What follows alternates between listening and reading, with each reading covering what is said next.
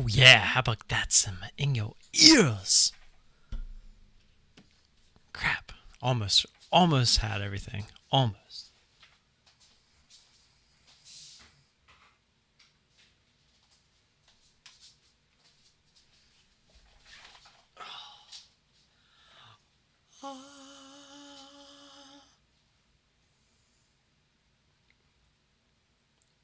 So bright. Let's put it right there. Look at me, I'm so much clearer. Now I can see how much I need to shave. Holla! What's up? Mom, my mother right there, is the reason that I'm late, so blame her. Yo, age, sex, location, 34. I am male, sometimes female, and I am in Maryland. Soon to be 35 on Sunday. Birthday is on Sunday. Hey, hey. Ho, ho. Hey, hey, hey. Speaking of, Brian, what's up, man? Takes no talent to be on time. That's so true. So true. See, look, my mom will, she'll attest. It's all her fault. She had to make me some chicken makhani, and I had to go get it. I didn't have to, but she said it was really good, and I believed her. So I went and got it, and it was really good. And I still believe her because it was really good. I don't remember all these lines being on my chart. The last time I used this, or this. Did I do that last time? That's much better. All right. Constantine, good morning, man. Good morning. I actually used, I don't know if you saw my video today, Constantine, but I actually used some of the crazy hotkeys that we made. I'm going to start using them from now on. I'll have to get into some detail about those. Jag, what's up, man? Good morning.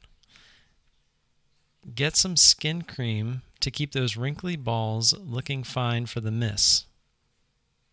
All right. Is that for real? Is what for real?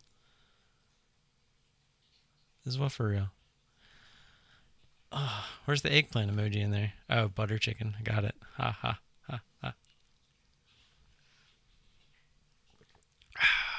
I don't even remember. What tickers did I trade today? Do you guys remember? I really honestly don't. Oh, let me pull up my broker here. GLNG and mRNA. Yeah, that one went a little bit further. Kind of gave back that whole move, huh? I remember not liking the daily on this one. I remember it had like a huge move down.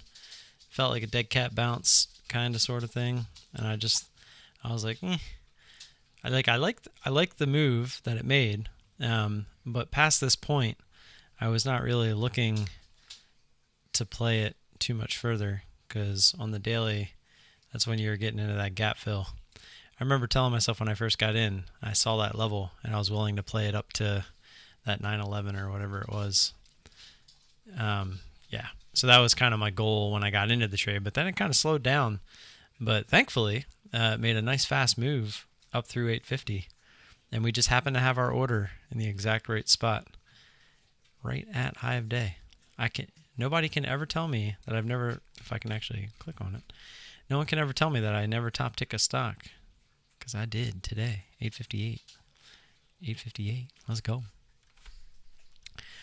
Is Laura really mom? I'm so confused. Yes, Laura is my mom.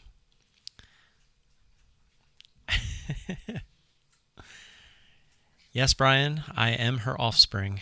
That is where I came from.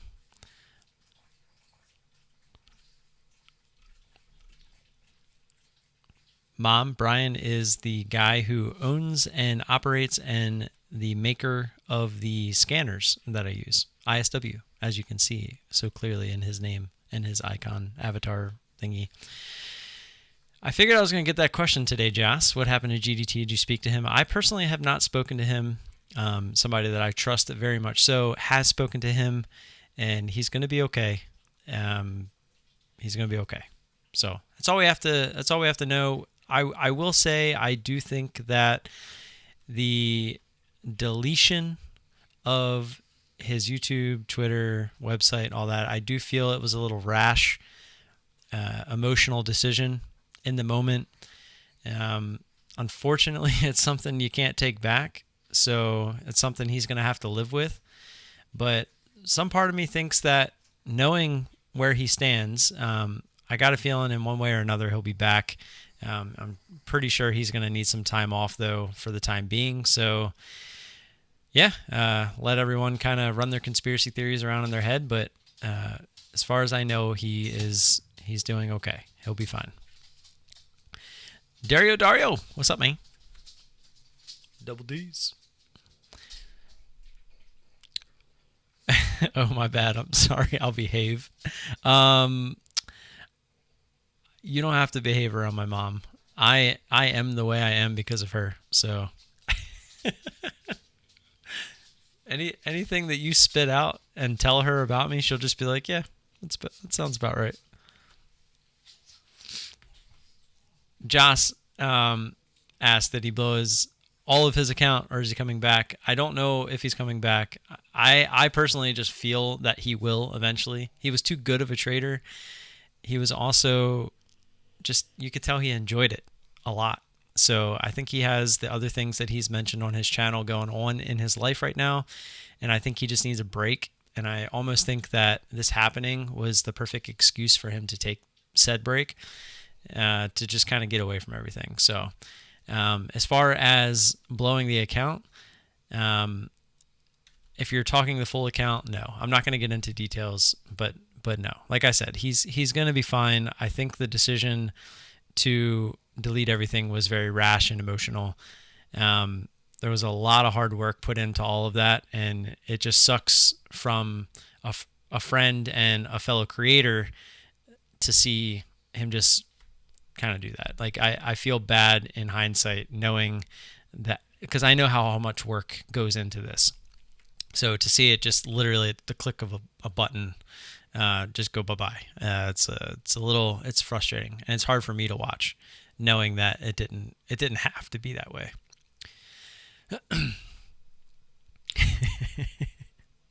Yep, see, you don't have to behave. How do you think Tim got this way? Got to love him even though you want to punch him. Yeah, that sounds about right. But you got to be careful, because a punch back, right? You know that by now. Augustin, what happens to GDT means that trading is really, really hard. He was consistent for a year and a half, and in one day he blew his account. Yeah, I mean, guys, you can take the blowing of the account however you want. Just because you have a huge loss doesn't necessarily mean you blew your account. Like, if you say you blew your account, that means the account's gone. Again, I'm not going to get into details. I don't know the exact number that he lost, but he's going to be okay. That's what matters. Just because he made the rash decision that he did doesn't mean that he necessarily blew his account. It just means that he was done for now. I mean, that's all. That's kind of as far as I'm going to get into it. I wouldn't punch him, but you can ask him about wooden spoons. I have PSD with wooden spoons. He traded EXAS, and so did I. If you go look at my chart on EXAS, I'm sure it doesn't look too much different than probably what his looked like. It just so happens that I was using some risk management. And as everyone has stated the last couple days, or the last day and a half, is that everyone kind of knew that GDT didn't have the best risk management in place. And when you kind of get into a stock where you let your emotions take over, this is what happens, right? You could consider this a black swan. You could consider it just one of those stocks that doesn't work. But that's why I put out that emergency broadcast about risk management, because it hurt me to see a fellow trader, a friend, part of our ISW family, have to go through something like that. And this is why risk management is so important. You should never get into any one trade and have it giveth the opportunity to take everything away. There is no one trade that is worth that. There is no one trade that you have to prove that you're gonna win, that you're better, because the market doesn't care. Do you think the market gives a shit about Justin? No, they don't care. They got his money, right? That's what the market does. It's out to take your money. So you have to do your best as a trader to protect that money. You have to not only, it's hard, right? You have to try to grow your account, but at the same time try to protect your money. It's hard. It's kind of a catch-22 when you really think about it. But there's a fine line, and me and Brian have been working on this with me. The fear of losing the money can also keep you from growing your account. So you kind of have to find that balance. And it's a balance that I have trouble with. And it's actually something that even stems back to my poker days. And if anybody has played poker, the term scared money comes to mind. And anybody knows that if you play poker with scared money, you can play perfect poker, but eventually you're just gonna lose because you're playing with scared money. You're gonna come up against that guy that just has nothing, but he literally bets like he has the nuts every hand. And if you're playing with scared money, you're always gonna fold because you're scared. So you can't trade like that either. It's the same thing. You can't trade like that. You can't trade with scared money. But at the same time, you can't just go all in every single hand, especially with your account. In poker, it's a little different. You have $10,000. You sit at the table with $300. The most you can lose is $300. In the stock market, especially if you go short, you sit down and you only want to risk $300 on this trade, but it can go past that. And then it can go past that. And then it starts to get emotional. Well, I was only supposed to lose 300, but now I'm down 1,000. Well, I have to try to get back down to 300, or I have to try to win on this trade. And then now you're down 2,000. Well, what do I do now? I'm just F it. This trade, like, look, that's kind of what it looks like on Nexus, right? Well, this trade's just getting better and better, right? It just keeps extending. I'm just going to double down again, and then it just keeps going. And now you're down 5,000. And then now you're down 10,000 and your account's gone, right? You can't do that. And this is what I was talking to Brian about last night. It was probably a good 2-hour conversation about how to find that happy medium. How do you stay aggressive in something like EXAS, but at the same time know when to cut your losses? And that's kind of what I'm going to get into a little bit as the stream goes on, but it's all about risk management. I mean, again, Justin kind of sparked me to really start evaluating risk management more than I already have. You guys know the two things that I preach the most on this channel are consistency and risk management. Those are the two things that you need to be a successful day trader. Without one or the other, it's just not going to work. In the long run, it's not going to work. Maybe temporarily, a couple months, maybe even a couple years, you can get away with it, right? Justin, unfortunately, I'm going to use him as an example, is the prime example that you can get away with bad risk management for a long time, but it only takes one, right? It only takes one if that's how you're going to do it. That's why proper risk management is needed. Now, he can sit here and come back and kick himself in the ass because if he would have just had a max loss, if you can set a max loss on your account through the broker that no matter what, say $3,000, $1,000, $200, whatever it is relative to your account, do it. That way you have no choice that if a trade gets away from you and you emotionally for some reason can't cut it and you know that you have an issue with that, the broker will do it for you. And then that way, say it's at like 10% of your account. So like say you have a $5,000 account, put it at $500. So if you get the $500, it will automatically stop you out of whatever trade you're in, no matter what it's doing. Because that is a way to protect your capital. That is a way to allow you to trade tomorrow. That is a way to not let one ticker completely wipe you out. Because that is the opposite of what we want, right? We all want to be able to show up tomorrow. We all want to make this work. But if you have that F-it mentality when it comes to one stock, like it's just going and going and going, and then all of a sudden you go on tilt, is another poker term, you go on tilt, and all of a sudden you're saying, well, F it. Either I end up getting back to break even or winning on this trade, or it's going to take me out. That is clearly not what a person who won the last 10 trades would be rationally thinking. But because your emotions got the best of you while you're in a losing trade, that's why number 3, I'm going to be adding this has to be number 3 on my list, is emotions. Emotions is literally number 1.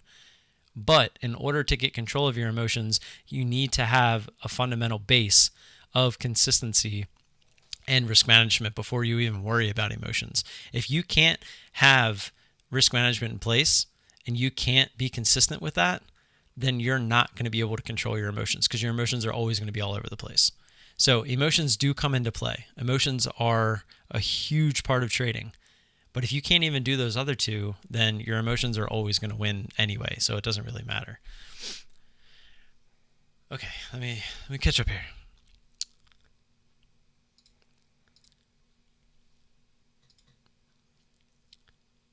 Was the rumor of him getting divorced just a rumor? I hope that's not serious. I mean, he's the one that said it, and no, it's not a rumor.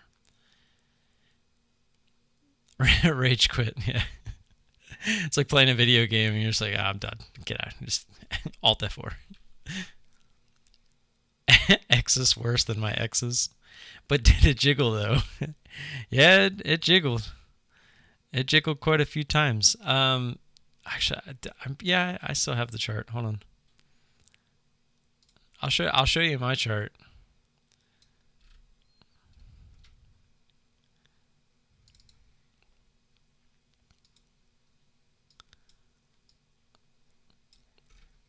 So this was my trade on X's, and I mean, quite honestly, this is as bad as it gets, right? I mean, how do you get much worse? Start, add. Now, granted, I'm saying add, but I was scaling. I had risk management in place. All of these additional entries were part of my strategy, right? As the move keeps happening and getting faster, the better the opportunity gets. Unfortunately, if it would have made this move and we got this add without the halt, we actually would have had our average up here at like, I think it was 84.60 or so. I want to say, yeah, it was like right under here. And we probably could have got out of this, right? For break even, possibly even a green trade. But unfortunately with the halt, this all happened, like this whole candle went from top to bottom in like a second. And then it came back up a little bit and then dropped, and it was just out of the halt. I wanted to see what it was going to do. I told myself because it halted, I wasn't going to add to it until I saw what it was going to do. Because like I said, I didn't know if this was going to just go into an immediate second halt up at 95. And if it did, I was just going to have to cut it. But even then, because I sized into this properly, I was still going to be okay, right? Relative to my account size, this trade was less than 1%, a less than 1% loss, because I am properly trading within my risk parameters. So even with this big of a loss, we were still just fine, right? That's the whole point. There should never be one trade that takes you out. And this was just one trade, right? It didn't work. So be it. Move on, right? But a trade like this also, kind of got me thinking. And like I said, we're going to talk about that here in a little bit.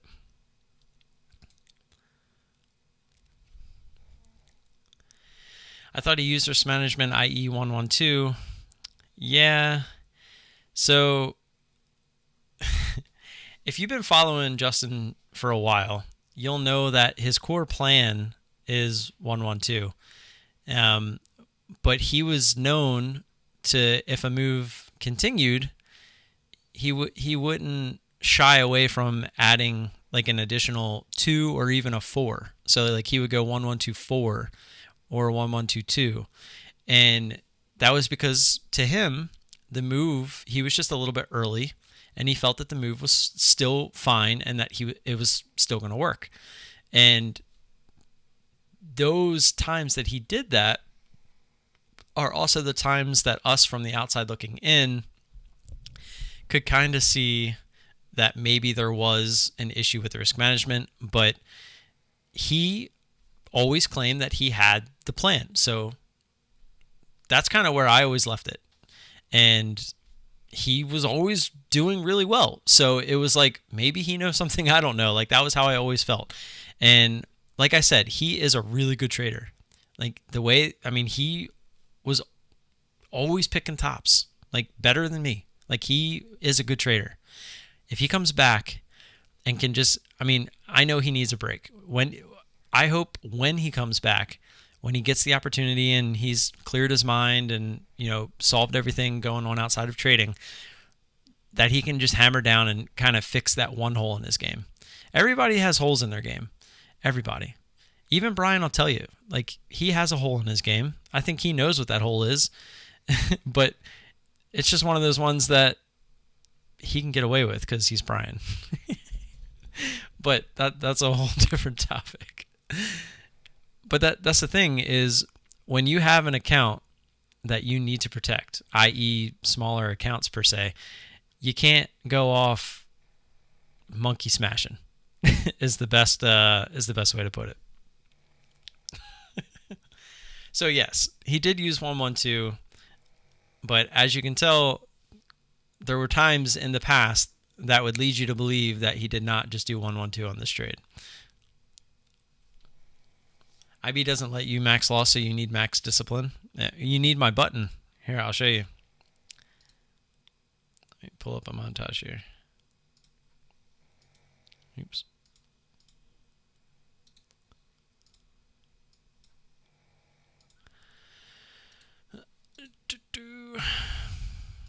So I have a button on my montage. I don't know if you guys can see it. Let me make these buttons really big. I can actually probably make them bigger. So I have a button right here. It's called Stop Max. You can right click and edit, and whatever your max loss is that you want it to be, you can change this number to it, and this hot button works. Do not ask me and Constantine how it works, but it works. So at any given time, say I get in excess here. Just move this over here. So let me just minimize it. So say I get into excess right here at like 79 or 80. If I hit that button right away, it will tell me based off of my entry, it'll put a stop in where $150 would be. And then say I add here. So say it's like here. I don't know what it would actually be, but say it's right here. And then say I get an add. Well, that's obviously going to come down, right? It's going to come down because of the add. And then say I get another add, and it's going to come down again. But each time when you get an add, you just cancel that order up there. You can hit the button again, and you can see where that max loss is. And you can start to kind of gauge how you want to play the rest of the trade. And it's something I did in my mRNA trade today, if you didn't watch it in my video today. So I was experimenting with the Stop Max button, and it was actually pretty awesome. And it's definitely going to be part of what I do. So moving forward, it's a pretty awesome button to have. I mean, you guys see me use the stop at high of day, stop at break even a bunch. I use the cover 1R in both of my trades today. Cover 1R, basically say I started here, got to add here, and then say here as it was coming back down, I can hit cover 1R, and it'll take my average, and it'll tell me what I'm risking based off high of day and based off of where my current average is. And it'll tell me what price I have to get down to in order to make what I'm risking. And then that can actually give you an idea, say you're looking for 50% of the move, which would, if you're looking at this entire move, it's probably right around here. So if it shows you 1R is like right around like here, then you can be like, okay, well, I actually have a pretty good average here. And maybe you can like move it down, looking to make more than that. Like there's tons of different opportunities that you can have with that button. It's pretty cool. And then the shares left is actually another one where you would come in here and edit it. So if I were to keep them the same 150 on both, at any given time, you're in a stock and say like you started this here and then you got to add here and it starts a descending triangle and you really like the idea of this being a descending triangle and it's probably going to work, you can hit the shares max button or shares left button, and it's going to tell you from the current price, like let's say the current price is right here. It's going to tell you from the current price on the bid, based off of high of day, it's going to take your current shares, your current average, and tell you how many shares at the current bid price you have left that you can add to get to that max loss that you have set as this number right here. It's a pretty cool button, I'm not going to lie. So if every position that you take, you're looking to get max risk because you're looking to make max gains, that button could be pretty cool for you. I'm not that far yet where I am looking to risk the max amount every single time, and I'll show you why right now. But if you are, that would be a pretty cool button. So like say I get an entry here, and then I get an entry here, but say to hit my max loss of say that $150, say it's like up here, right? What I would personally do is I would take this trade, and if say this candle never comes down like this and it consolidates and then goes higher, like we never get an opportunity to take this off as a green trade, and then it goes higher, well, I could stop out at high of day here, and I'm only going to take like half of what my max loss is, right? So it's not actually a full max loss trade, right? It's still a loss, yes, but it's not a max loss, if that makes sense. So you don't have to me, what I'm saying is you don't always have to take a full loss, which is, always is a pretty good thing. All right.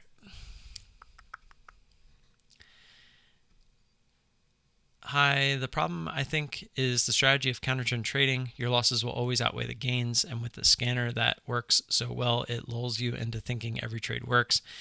Yeah, Gotham, I highly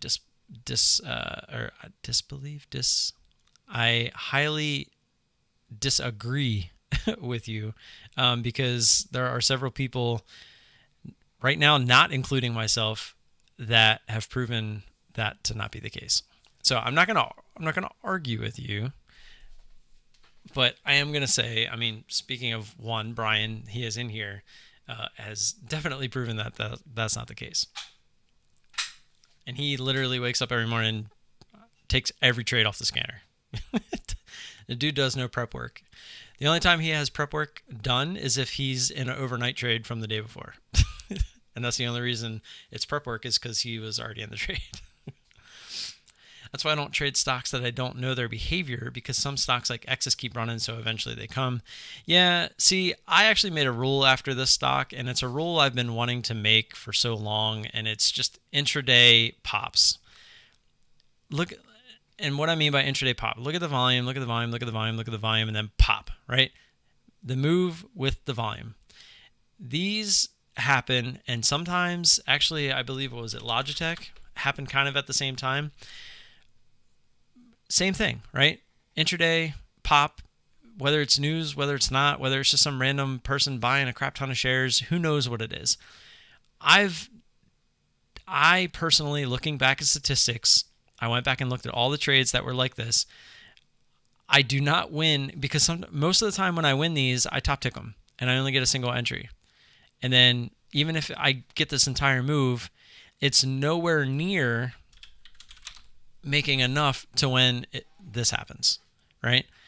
I'm losing way too much on these trades versus how much I win on the ones that work. So that's why I made a rule that I'm just not going to play these anymore, at least for the time being, until I get a better grip on them, until I keep seeing them over and over again. Maybe see if, and on top of that, maybe the new way that I'm going to go about this, it could be a little bit easier to trade because I'll have a max loss in it a little bit sooner, and I won't have to ride it all the way up per se.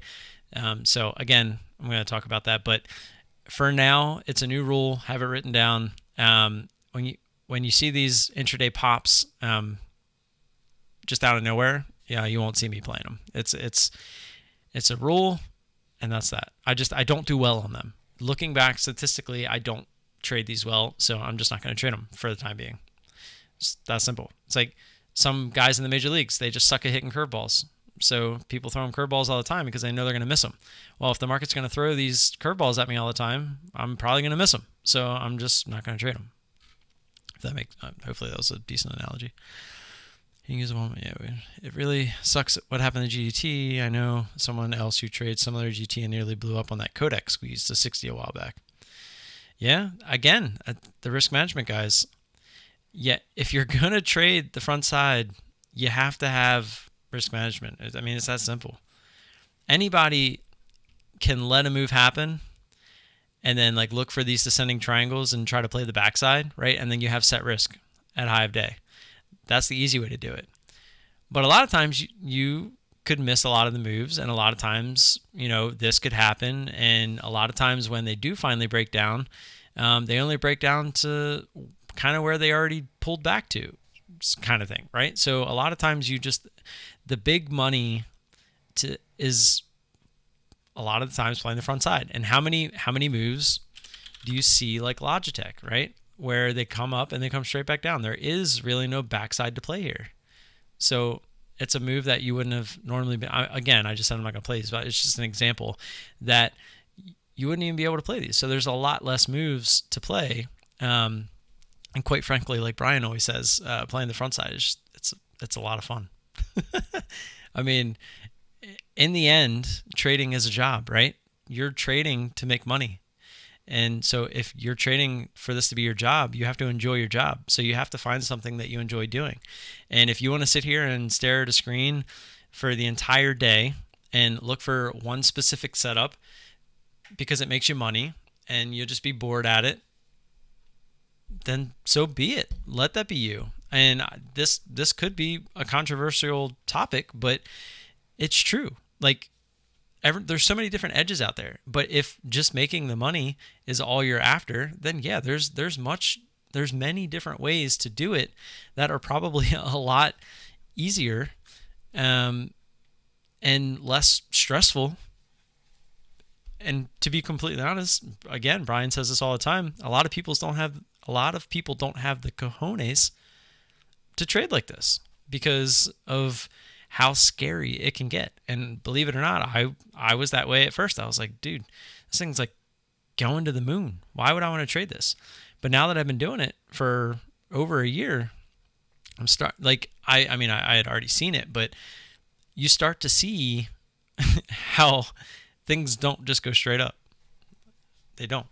I mean, even Exus, like I said, even on this trade, if you look at how bad my chart looked, if this halt never happened and it made this move up to here and I got that same ad, my average was right here, 84.60. I mean, we got down below it. It went down through 84, 83.56. I'm probably at least getting out break even there, right? So something that made this crazy ass move and I still almost at least got out break even, right? The whole objective there was to just get out of this break even. This obviously was not the trade I wanted anymore. And we almost got there, right? This thing got back down to 85.68. We were looking just for a break even. So we needed another point on something that had moved from 73 up to 89, right? So it moved 16 points and we only needed that one more little point just to kind of come down and get us out break even. But it didn't. It didn't work, right? Shit happens. Move on. But risk management was in play. So I could move on. I could trade the next day. I could keep going. I could keep progressing, right? Paid my tuition here on Exus. I learned from it.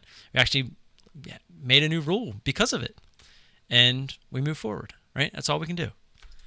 But if you can't move forward because you didn't use risk management, there's something to be said there. That should never happen. No one trade should take you out. Don't ever let it. It's not worth it. There's no one trade that is worth your entire account. It just doesn't make sense.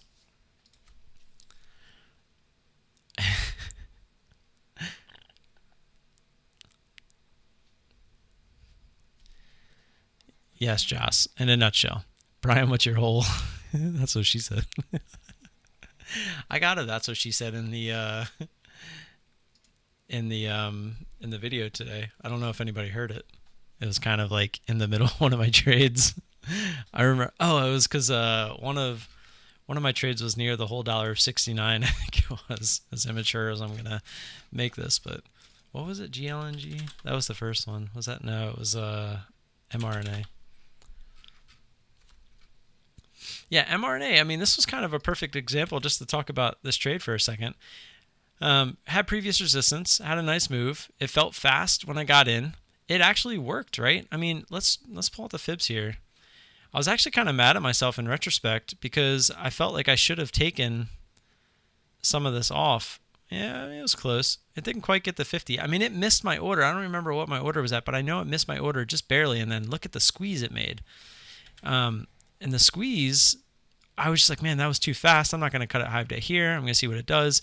Found the next jiggle. It jiggled. It actually came down. Could have taken profits here again. I remember it missed me just barely yet again. I don't remember. Let's see. I mean, I could check the orders if I really wanted to, but I know, I'm pretty sure you guys saw it in the live trade too, in the video, but I had an order out there. It just didn't quite get there, but clearly you can tell I was in profit and it did the same thing, right? But at the same time, these weren't real pullbacks. And I was just talking to Brian saying, I don't stay in trades long enough.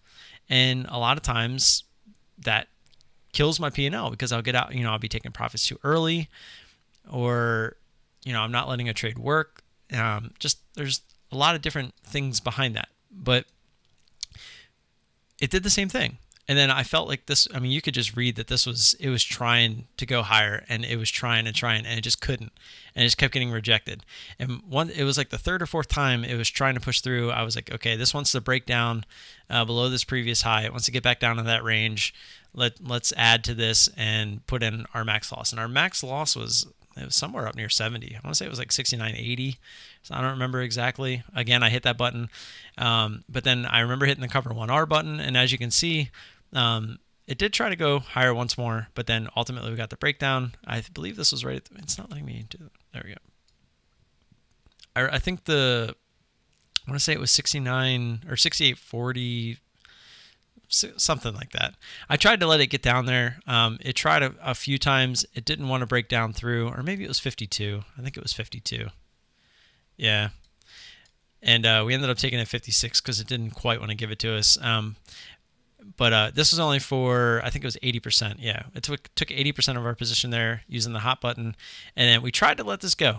We tried to let it go down, break this previous support here that it formed, and maybe try to make a move back down towards previous resistance. But it kept trying to go through 50, and just kept getting bought up, It was like the 6th or 7th time. And I told myself if it started to come back up, it was obviously going to make a move back up. And it started to. And as you can see, we got out. And then look at what it did, right? It went back to high of day. So we're reading the price action right the entire time. Like this whole trade, I felt in control of the trade. And by knowing where my max loss was at all times, it just made me feel even more in control, right? Knowing that my risk management was in place, knowing that this thing had to run against me. I want to say it was like 69.80, that it would have to run all the way up there to stop me out. And knowing that previous resistance was all the way down here, it was pretty extended. VWAP is still down here. I just felt confident in the way that the trade was going that we were going to get some sort of real pullback before we ever made this move up here. And guess what?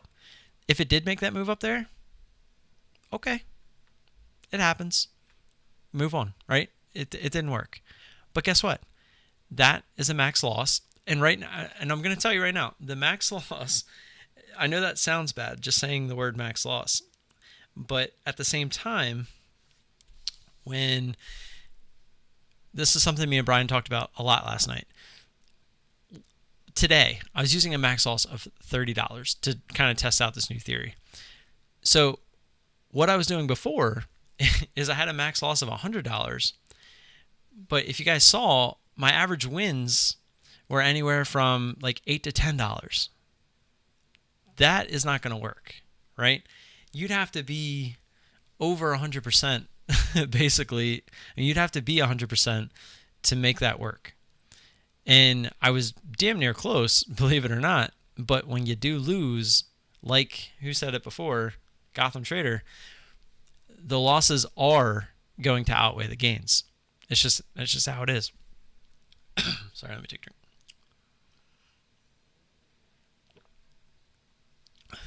Sorry, I just read what Gotham wrote about Brian.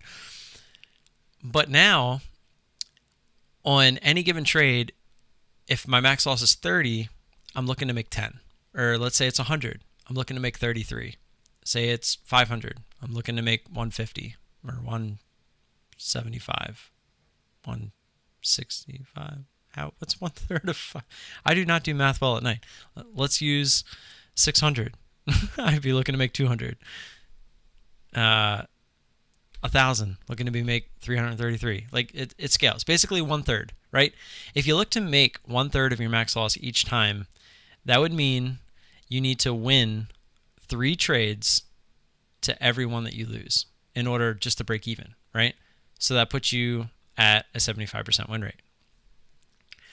So if you can have over a 75% win rate, and on top of that, you're not always just shooting for 1/3, right? On something like mRNA, I made more than that.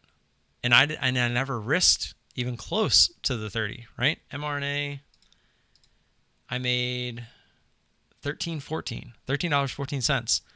And I was only risking, it was right around that. It was actually, I actually think it was a little bit more than that. It was probably like 15. But what I'm getting at is I was only risking 15 that time to make that 13.14. When in reality, I only need to make 10 on this trade 3 times in order to make up for that one loss that I have, right? Which would be a max loss. But at the same time, now the one loss that I could have had only being 15, it would only take maybe 1 or 2 trades to make that up, right? So what I'm getting at is the better you get at trading this way, you're not always going to be taking max losses, but you're always going to be trying to maximize profits. Like that's what you're shooting for. Instead of worrying about your max loss all the time, you're asking yourself, how much money can I make? And that's the thing. If you think you found the top and you want to smash the crap out of it, then this is going to drop down, right? To say like here, but now you have extra size going into this, right? So now you're only risking say like $25, but now you're making $30, $40, right? Because you added really close to the top, you brought your average up, you got some nice size, and now when you cover down here, you have some good size, and you're going to make some decent money. So now, if you made $30, $40 on one trade, that means the next time you lose $30, that was one good trade, right? But if you only get a single entry, that's where you're looking, like say this, you got this entry and you're looking to make $10 on it coming back down 50% of the move, right? So it comes down 50%, you make $10 on one trade, awesome. It was like a free trade. You only need one entry, you didn't really have to work for it. It worked, right? So you would need 3 of those to make up for one trade that just doesn't work, that you just played wrong, you were early, just didn't work, whatever the case may be that led you to a max loss. But again, even so, you're still going to have trades like this where say this comes here, consolidates, and then goes higher before it ever makes this pullback, and you end up stopping out at high of day. Well, as we had said before, our stop for the max loss of $30 is up here, right? And so if we would have only lost $15, $16, then that $30 winner, that more than made up for this loss twice. And we know that 85% of the time, a loss isn't going to happen there, right? 85% of the time, this is going to come down and you're going to make money on it. So that's what I'm starting to get. And hopefully Brian's still here and listening to this, and maybe he can back up or tell me what I'm saying wrong. But this is how I see it. This is how I see moving forward from what we were doing. Everything is basically the same. We're basically taking the wide net that we're throwing out and we're kind of pulling it in. We're looking for the fish. Instead of letting the fish swim into our giant net, we're squeezing down onto the fish to try to take them out, aka that's the money. So we're just going to look to take the same type of strategy, just be a little bit more aggressive with it, but at the same time put a tighter stop on it, if that makes sense. So instead of trying to, this is the best way to put it, and Brian actually says this all the time, instead of trading to lose, trade to win. Or instead of trading not to lose, trade to win. Because that's what I was doing. The reason, if you really break it down, the reason I made something to give me a 20 variable to where I could add one. Like, let's get rid of these lines. So 1, 2, you know what? Let's go back to X's.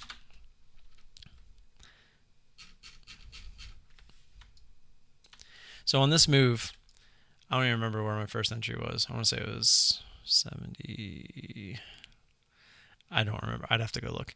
Let's just say it was here, and then here, and then here, and then there, and then we got one there, and then say we were say we wanted to get our full 20. Like what I was doing was 1, 1, 2, 2, 4, 4, and then you'd have a 6.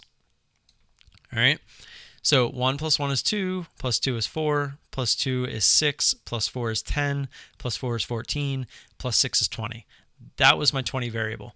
So what is that doing? In a sense, it's allowing me to average up with risk management in play, right? This risk management was built in to this 20 variable. It wasn't like I'm just going all in with my account every single time I'm scaling in. I would start with a small share size, and that was the problem with this. I would start with a small share size, so in case something like this happened, I could stay in the trade longer and longer and longer, as long as I had to, so that I could wait out the top and then wait for the pullback, so that I could at least get back to break even and not lose, right? I was trading to not lose, and that's a problem. You can't trade to not lose. You trade to not lose. It's like playing with scared money, like the reference I made earlier. If you're a poker player, you know what scared money is. That's what I was doing with this strategy. So how do I fix it? That was the long-ass conversation I had with Brian last night. Basically, we squeeze it together. So you can still trade the same way, just not with a 20 variable. You have to eliminate that. But at the same time, you have to make, like, and that's the other thing, is a lot of my entries are 1 to 2 entries on any given ticker. So if that's all I'm getting, and I was using a 20 variable, you can see only 5% of my total position size was being used on most of my trades. But then if I'm using 100% of my position size on my losers when they get out of hand, like EXAS, that's a problem, right? You're never going to end up making money that way in the long run, because when you lose, like Gotham said earlier, it's going to outweigh your winners. I just realized that I'm way behind on chat.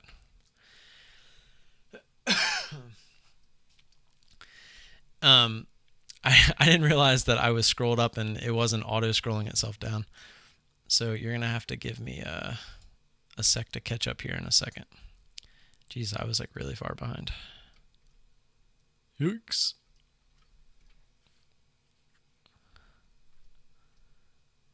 Holy crap, I got way behind. Okay. Anyways, let me finish this thought and then we'll catch up. So basically, the thought process here is, by the way, 38. I just looked up and saw there's 38 of you here. Hit that like button, guys. Give me over 30 likes, just because. Appreciate you guys being here. If we can squeeze that together, be more aggressive, make those 1 to 2 entries count. Brian said it best last night. He's like, if most of your trades are 1 to 2 entries, make those count. Make them count. And then if you're noticing that anytime you get more than 1 to 2 entries, that they tend to turn into these losers where you're scaling in much more, then that is obviously a problem. So what we kind of came up with was the 1/3 thing. Like, he kind of threw it out there, and I'm pretty sure he's done this all along anyway. But for some reason, it kind of clicked with me last night because of the journey that I've been on. It just kind of hit me at the right time, like a little light bulb going up above my head. See if we can do my best impersonation. Okay, that was kind of cheesy, but whatever. I think I have it upside down. Yep. Oh, now it's flashing at me. So what I was getting at, hold on.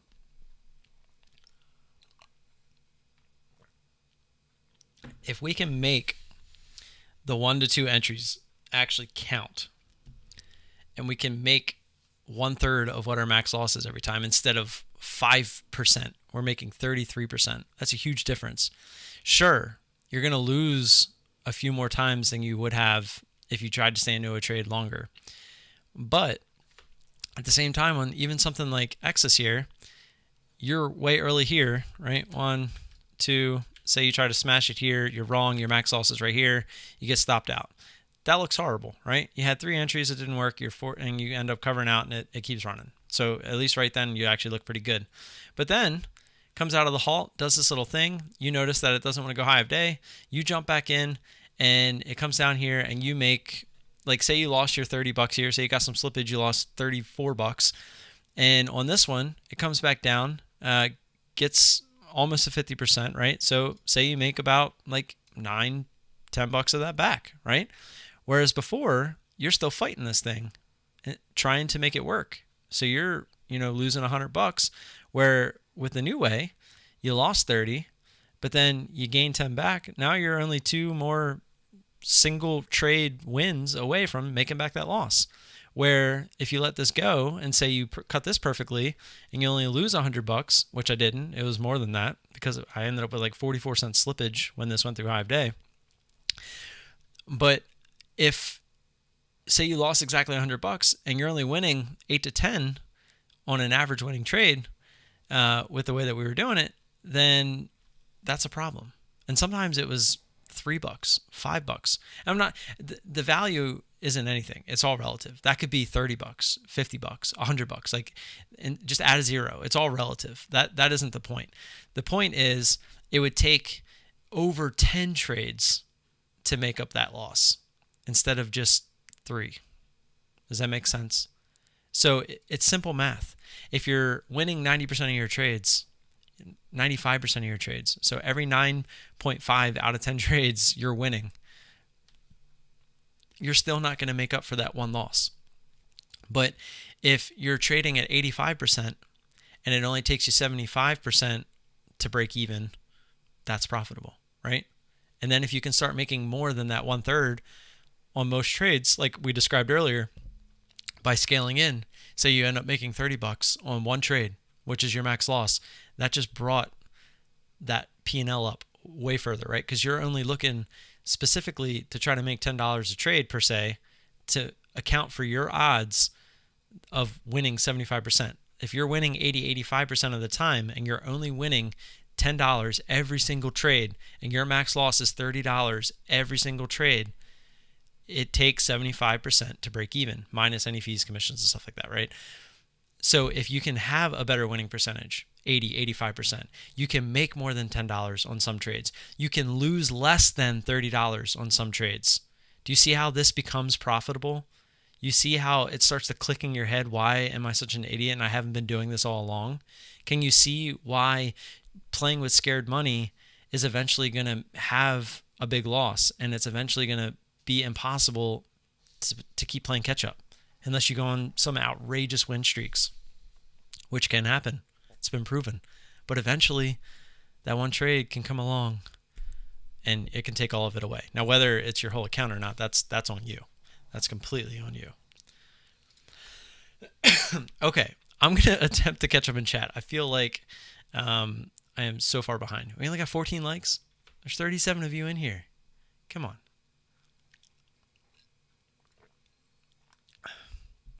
I don't even think it, I mean, it doesn't even really matter, to be completely honest. But if you're sitting here listening, just hit the button.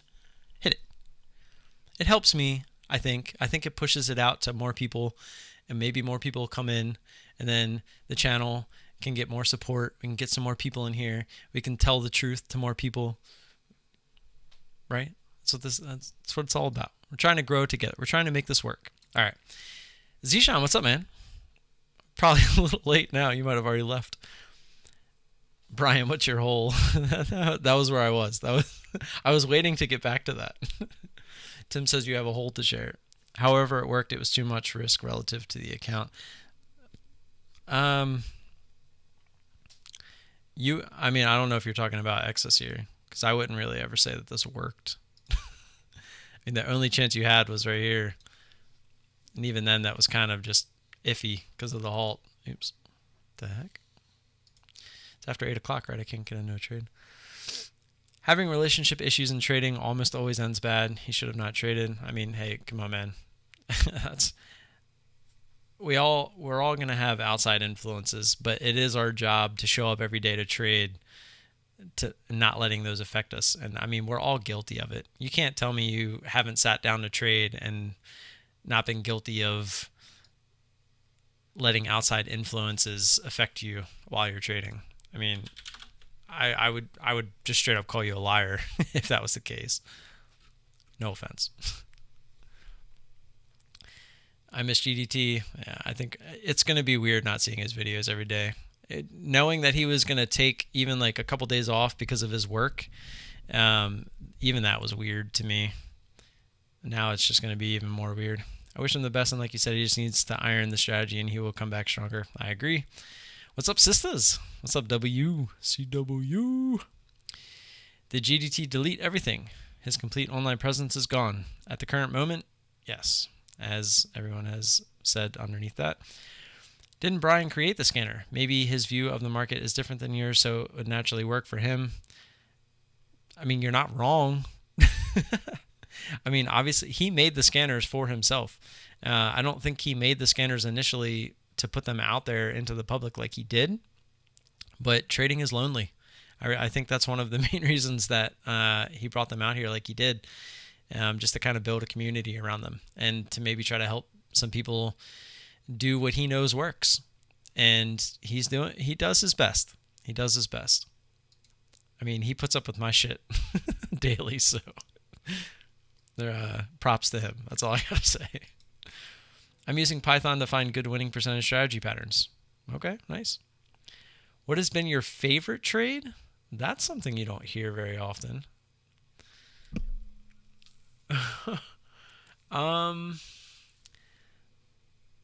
You know, you ask any poker player what their favorite hand is. I bet that would be just as hard of a question to answer because you don't think about your winners. You just don't. It's how we're wired. It's a natural thing to do. I don't feel like I'm at a point in my trading career where I have that one trade where I'm just like, I own that motherfucker. Like I just don't have it. I'm not there yet. I feel that we're getting there. I feel like that there's just this hump that I'm trying to get over, and I feel that we're so close. But I don't think that I've had a trade where I just felt like I just owned it. I don't. I feel like it's all been very just a learning process up to this point.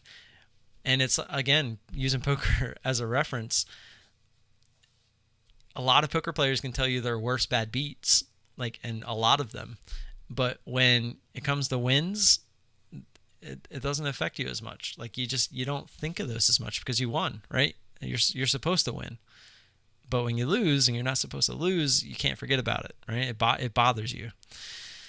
And unfortunately, that's another part of what we were talking about earlier with the emotions is you can't let those emotions get to you, because when you let those emotions get to you, it can affect your next trade. And if it affects your next trade, you might not trade it the way that you should have. It leads down a rabbit hole, right? So that's why emotions are so important. But again, you have to figure out risk management and consistency. Those are first. If you can't figure those out, the emotions it's just going to make it worse one way or the other. So until you get those other things down, the emotions aren't going to matter. And how do you not use, this is a great question. I just thought of it myself. How do you not use emotions as much when you're first starting to learn how to apply risk management and become consistent? Size. Either you do what I'm doing right now, you size way down to where whatever money you win or lose will not affect you. It won't even be a question. Day in and day out, how much you make or how much you lose, it will affect you overall or your account. It can't. That is where you eliminate the emotion. And if you can't come down this small and feel like you can trade with real money, then use a demo account, use a paper account until you get it down. But I will tell you right now, trading on demo, trading on paper is not the same. It's never going to be the same. You're always going to trade differently because you might in the moment say, I'm going to try to trade exactly like I would for real. But when you hit that button subconsciously that even if you lose, it will not affect you. There is absolutely no repercussions for losing on paper or on demo with a paper account. And you have to take that into account. That's why you will not see me go back on paper. I would rather scale down, pay out-of-pocket commissions, fees, all that stuff. Everyone keeps asking me, how are you making money? I'm not. I'm not making money right now. I'm paying my tuition. Oh, crap. He's actually going to be happy about this. I'm going to catch up with the chat before I do it, but thank you, Brian. The jiggler. You can't do those things without proper risk management and consistency. You just can't do it. But yeah, so if you can paper trade, or the rant that I was getting on there was people ask me am I making money? Am I making money? No, I'm not. I'm paying my tuition because I know that I trade differently when I'm on paper. Every time I've traded on paper, I knew in hindsight that subconsciously I knew that if I lost money on any given trade, that it wasn't going to matter. But even if you're using a smaller account, even if it's $20, $50, $100, whatever it is, it still keeps you responsible. It keeps you emotionally intact, and it makes you actually think about the trades. Where if you're on paper, you can just pick, I'm going to take that trade. I'm going to take this trade. I'm going to take that trade. I'm going to take this trade. I'm going to take that trade. Because you know that if you lose, it doesn't matter. But in reality, you might be trying to trade like you normally would, but you're not going to be. It's just not going to happen. So that's why I don't really recommend paper trading unless you have to. If the funds are not there to do what I'm doing, then by all means, paper trade.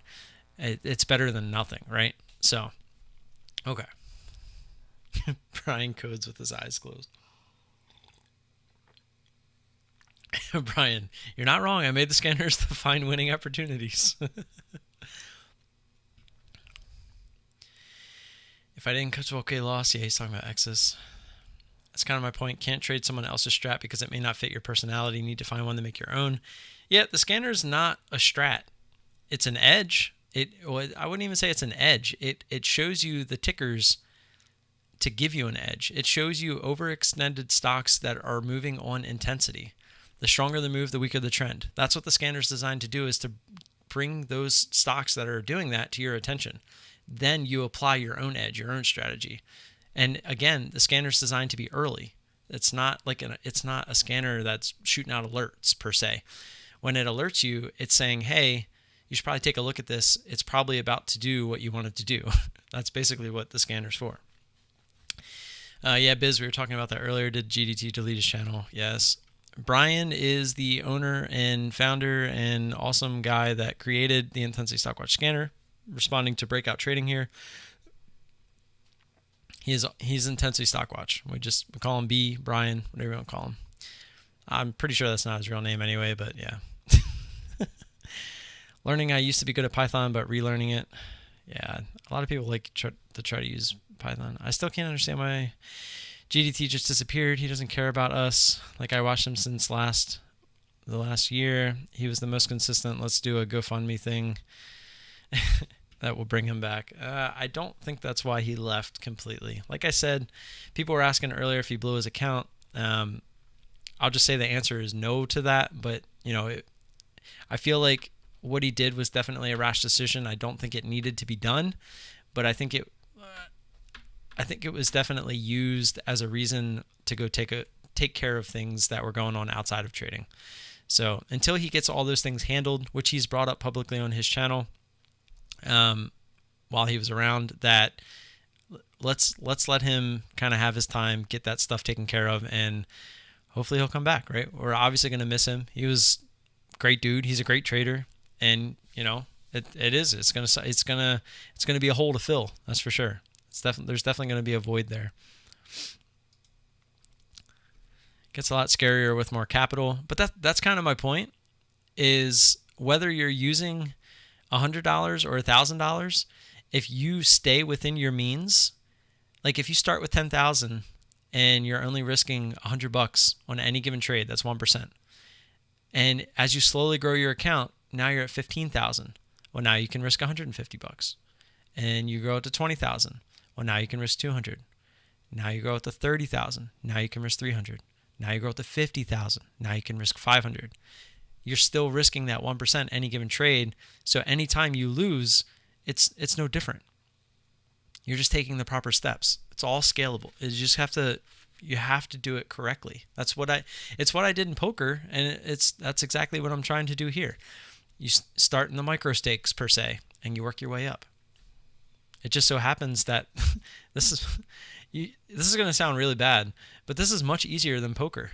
Like I'm a little confused at why more poker players don't come over and do this, because you use the same set of skills. You really do. It's just a different game. I'm pretty sure Brian will back me up on that one. At Gotham Trader, but Scanner does support all types of trades, gappers, faders, hangovers, etc. But in reality, the best odds are from the top or from the bottom. Hence, I3 wins a high percentage of the time. Yep. I keep meaning to start to learn Python. Blah blah blah blah. Will Karaman deleted his channel too. Yeah, I feel bad for Will, man. He had some mental issues going. I mean, granted, the dude was a liar, and you guys know I don't like liars. But you never wish to see what he ended up going through. I mean, that shit gets sad real quick, and it gets hard to watch. Like, I watched the first couple of videos that he put out, and you could just tell that he wasn't there, and he definitely needed help. It looked like his parents tried to step in and help, but I don't know what's going on with that. But yeah, that shit got sad pretty quick. Yeah, it's very strange. I've been following him for a while. Also, we have similar sized accounts with the same broker. His Discord's also gone. Jeez, he went full rage quit.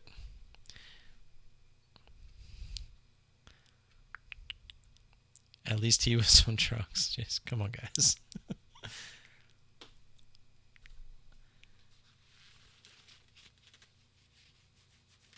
mRNA, man. It reminded me of the Lyft trade from yesterday. It was like I got in, and then it was just like, it just died. So you're not lying. I am in no way knocking the scanner. I love it and works really well, but I can't trade counter trend. Got smoked out on X's, and that was really the final straw. Gotham, like I said, I actually said this earlier. I think you were here. The cojones, man. I'm not saying you don't have cojones. I'm just saying we're not wired to trade this way. You almost have to rewire yourself in order to trade this way. When something is going up, the last thing in your brain is saying, well, I should be looking to try to go the other way, right? You're thinking, why would I want to jump in front of a moving train, right? That's what you're wired to think. But the quicker you realize that the idea of something being able to just go straight up, it just doesn't happen. And the faster it goes up, the faster you're going to get into a territory where people are like, okay, this is too high. I can't buy up here. This is silly. You're going to have the people, the Robin Hooders, the Weebuilders, the idiots still buying up at the top there. But eventually you're going to see it as it's going. You're going to start to see it, and it's going to start hitting that ceiling, right? The jiggle. It's going to start hitting that ceiling. I can't get through. No one else is hitting the ask anymore. Everyone that wanted to buy the stock is in the stock. So now what? Right? So now what? That's when it jiggles. That's when it's the current top. That's when it's going to come back down. How far does it come back down? That's the question, right? Is this stock strong enough where people are saying when it gets up there, I can't buy that. I need to wait for a pullback. And then you get the pullback, like here on mRNA. This is too big of a move. It's got to stop. We need a pullback, and then we'll get it. Okay, well, we did that again. They FOMO'd right back into it. Same thing. All right, we ran out of buyers. Pulled back. Nope, still not done. They were just waiting for another pullback. All right, let's do it again. Okay, finally, it made a lower low, I guess is the best way to say it. It's all a matter of just how many people want to get in the stock. But things that consolidate and grind, that's a lot different. But when you get the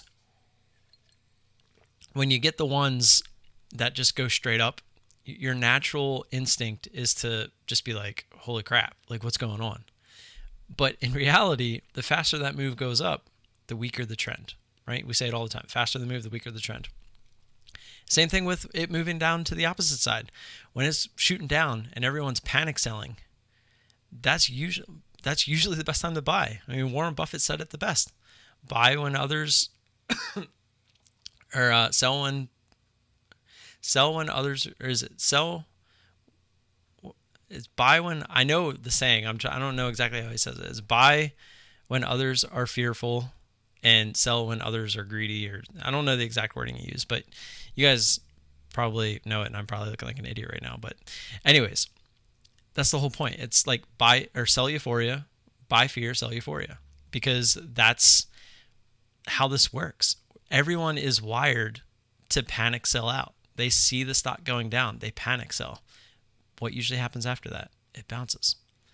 When a stock goes straight up, everyone FOMOs into it. Holy crap, this thing's going to the moon. What usually happens? It comes crashing down. It's just what happens. We're not looking to counter trend. We're not looking for the absolute top. Do we get the absolute top sometimes? Fail. Yes. Is that always going to happen? No. Did I hold all the way down to the bottom at the end of day? No. All we're really looking for is that nice move back down. That is a high probability trade.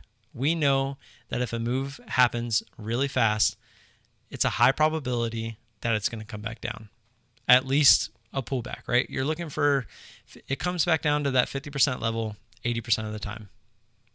I mean, that's kind of, it's a statistic that Brian has backtested. It's that simple, right? When a move extends, say the alert comes in here on ISW. Over the next 30 minutes, the odds of this thing going higher, actually, let me see. Actually, let me pull this out. I'll give you guys a little drawing. The odds of this going higher is 20%.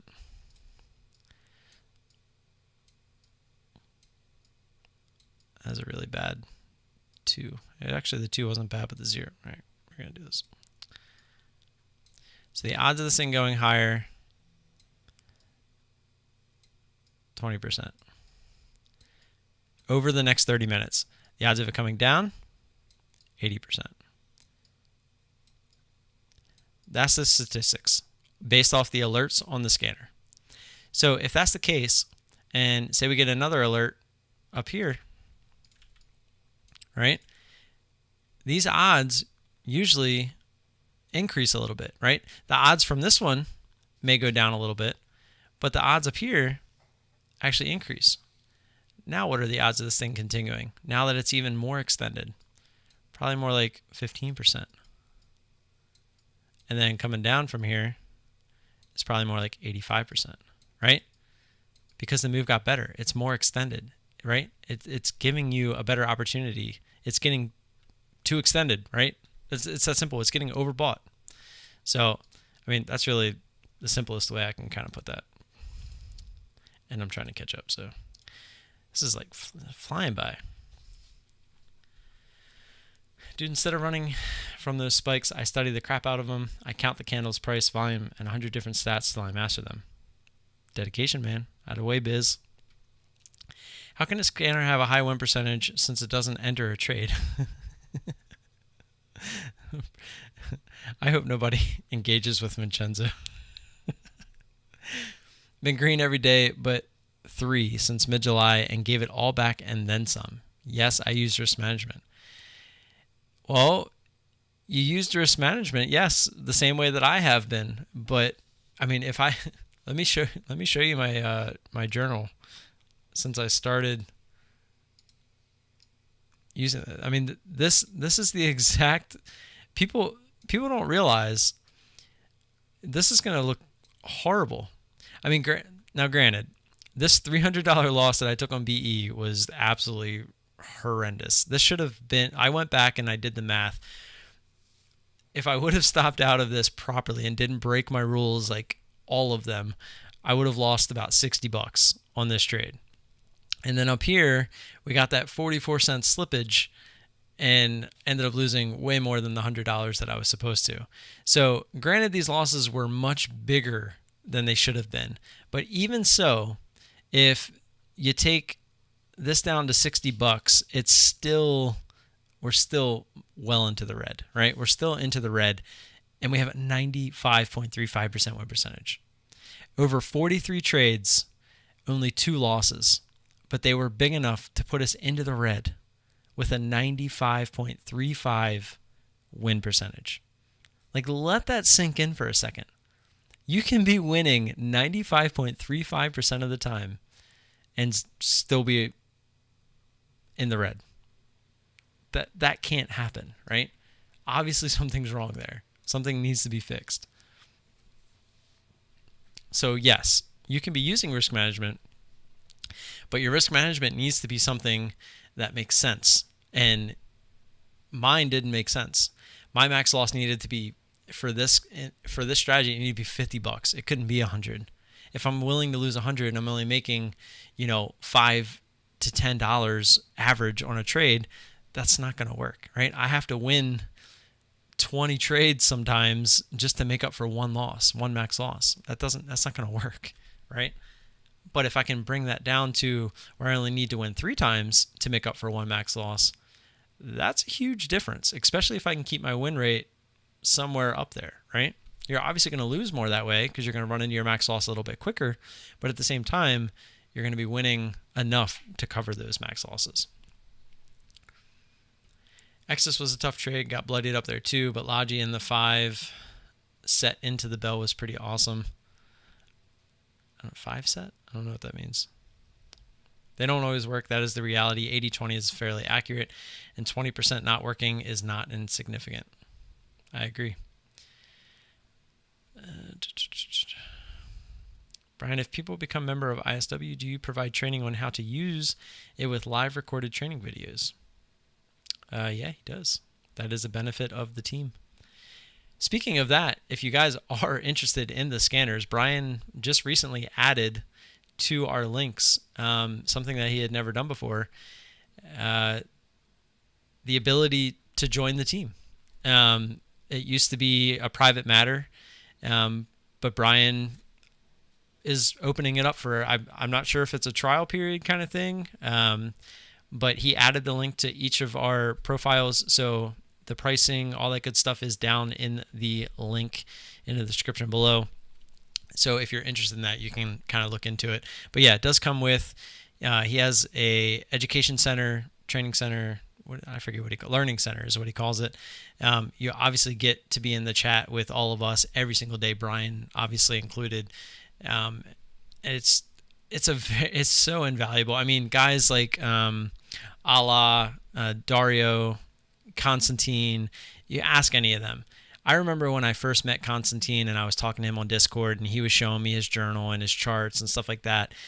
If you saw him when he first started with Team ISW versus now, I mean, it would literally blow your mind.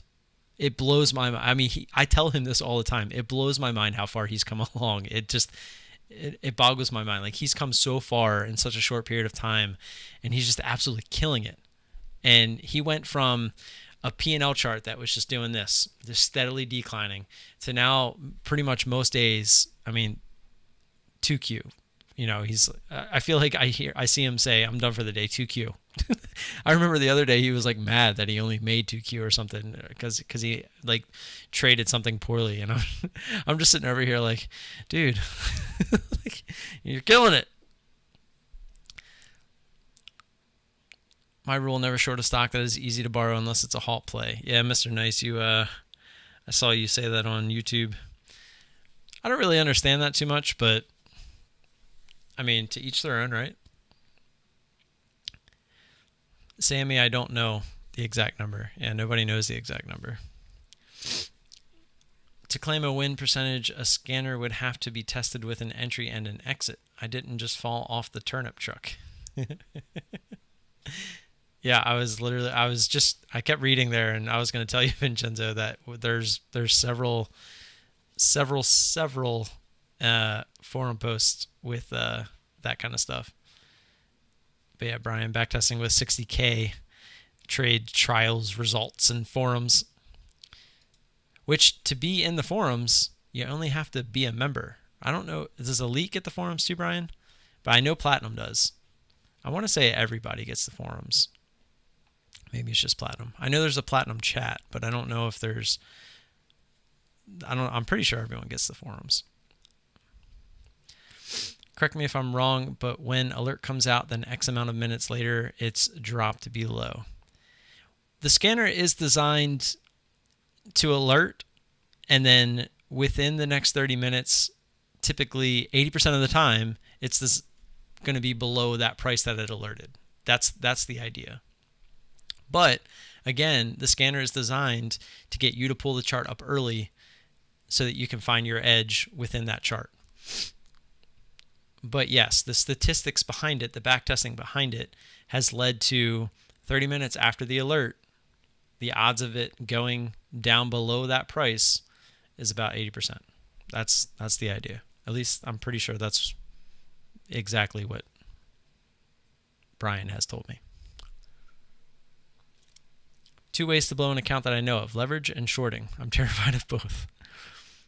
I mean, you don't have to be terrified. Again, that's where risk management comes into play. If you have proper risk management, you're going to be fine. We're up to 41. Look at us go. You guys are killing it with sticking in here. I'm almost caught up, though, so get the chat rolling again. Wait, what just happened? Did the chat just jump on me? Maybe I'm not caught up. Holy crap. Yeah, I'm not even close. What just happened there? Holy smokes. I am so far behind. You guys are like having your own conversations in here. Oh my jeez. I'm so far behind. Oh wait. All right. I'm back to where I was. It looked like my little scanner thing here on the side said I was almost caught up, but I am not. Oh, you guys can actually see where I'm at. Yeah, can you see? Oh, you can't see the little... Oh, you can kind of see it.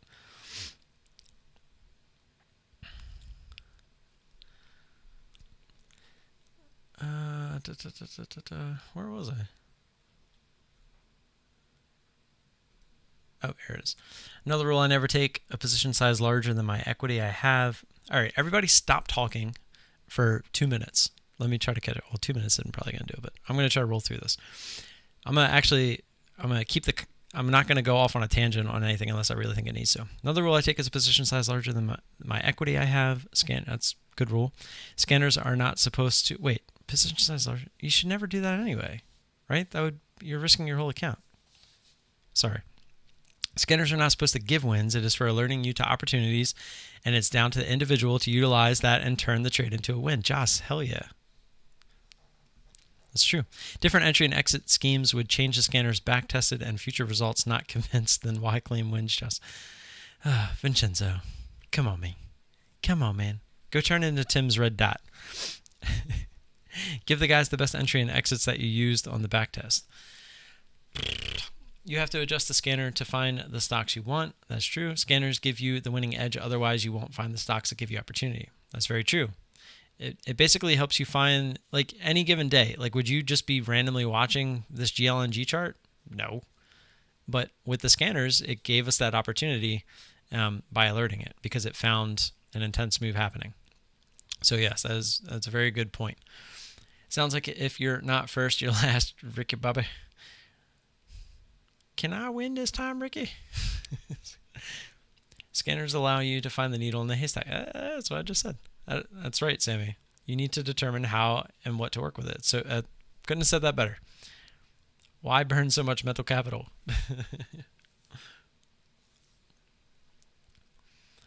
Problem with scanner usage is that most use them to find movers the day of. Stocks typically have telltale signs before they move. I mean, yeah, but we don't care about those, right? We only care about the move itself. Like all this crap, all of this and stuff like that led to this, we don't really care about that, right? It's all about the move itself. We're just looking to trade the current price action. I'm not saying that you're wrong. I'm actually agreeing with you, but I'm just saying it doesn't really matter. All of this could mean nothing. The only thing that could really mean anything is like if you're looking for previous resistance or like something off the daily, something like that. ISW is indifferent. You need to use it wisely, and risk management is important. I've blown up 2 small accounts. I think someone keeps telling me that 3 is like the lucky number. Like that's when you finally make it.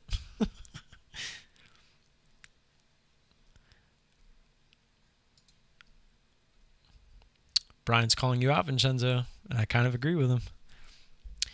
Sounds like you came in here with a vengeance tonight. Risk management is near impossible because scale changes as the move continues, LOL. So by your 3rd or 4th ad, you're screwed. Not true. Not true. It's all in. You just don't. Your strategy that you're implementing is not correct. Then and we can work on that later. We can talk about it later, because you know that we talk in Discord all the time. But I'm gonna tell you right now, that's not the case. If anything, your 3rd or 4th ad, for like just in general, should be like your hammers, right? And then if those don't work, that's where your risk management comes into play. And that's where you keep a tight stop on that current high of day or around that high of day, right? You shouldn't be screwed if that doesn't work. And if you're thinking that you're screwed, then you're sized up too big. You shouldn't be sized as big as you are. That sounds like more of the problem. And I've told you that before, that I think you're sized too big anyway. I didn't say anyone's numbers are bad. I mean, you kind of did. You just need to stop out before you get those ads, it seems. Yeah, I mean, sometimes you do. You still have to play the chart. You still have to play the chart. You can't just play to your max loss every single time, because if you do that, you're always going to hit the max loss, like when the trade goes against you. But if you play the chart, sometimes you're going to get out for way less than your max loss. Sometimes you're going to get out break even. Sometimes you're going to get out for a small green. Sometimes you're going to get out for a small red. But you can't just say, well, I didn't get my take profit, and if it continues, I'm just going to play it to my max loss. No, it doesn't make sense, because when it goes past a certain point, that's not the trade. That's not your edge anymore. That's not the trade that you got into in the first place. It's not doing what you expected it to do. Get out of the trade. Go find the next one. There's no reason to marry one ticker at all. Witnessing GT's case, I feel anyone can blow up an account on a bad, stubborn, unlucky day. You're not wrong. That's one of the biggest issues with being a day trader, is there's no one to hold you accountable but yourself. So if you can't hold yourself accountable, then who can, right? It's your job every single day as a trader to come in here and hold yourself accountable. You need discipline. You need to hold yourself down. You need to hunker down. Realize that if you do not hold that discipline every single day, that day could happen. That day could be today. So that it's your job to literally wake up and not let that happen. And that $300 loss that I showed you guys earlier, that was a day I should not have been trading. I just drove 8 hours back home from vacation. I went to sleep. I only got 1 hour of sleep. I woke up the next morning. I was so eager to try and trade. I ended up in a trade that I should have never been in the first place. And then I broke every single rule that I have. I shouldn't have been in the trade. One, because I was on no sleep. I wasn't there. I had the kids by myself. On top of that, the trade wasn't fast. It was just grindy. On top of that, I didn't trade my plan. I didn't trade it as I normally would. If I did, I would have got out for a $60 loss, and I just let it keep going. I literally was a deer in headlights. I saw my max loss. I never hit the button to actually get out at my max loss. I watched it go right through it, and I just again, like, you couldn't have explained it any better, Sammy. Bad, stubborn, unlucky day. It's your job to not let that happen, right? Thankfully, I still am down where I am, because things like that still happen to me. So until I can make those things not happen, I have no reason to scale up. And that's why it doesn't bother me that people are like, oh, when are you going to scale up? When are you going to scale up? But I know personally that I'm not ready. It might be what people want to see, but I'm not ready. When I'm ready, I will scale up. But until I'm ready, I'm going to be right here. I'm going to be here learning. I'd rather do what I'm doing, pay my tuition the way that I am, instead of blowing up accounts. Why would I want to blow up an account knowing that it's a possibility instead of just doing what I'm doing? I can learn this way. I'm still holding myself accountable. I'm using real money. I have the emotions behind it. I get really pissed off when I make bad mistakes like that, and it still hurts. I mean, that's still $300, right? $300 is $300. It hurts, right? Imagine if that was $3,000. Why? I'm not ready to be at that level yet, obviously. So until I am, that's the answer. Because, like Sammy said, You can wake up any given day and have a bad, stubborn, unlucky day. And that could be the day that you should not have traded, but you did. That's my issue with the strategy. The less accurate you are with your ads, the bigger size you have, the opposite of what you need. Yet, again, guys, there's always going to be the criticism with scaling into a strategy or scaling into a trade, because people are taught not to do it. People are taught don't add to losers, but you're not adding to a loser. Scaling into a trade is the strategy. It is the edge. That's what, I don't know any other better way to put it. So when you're scaling into the strategy, you are supposed to have risk management in place as you're doing this.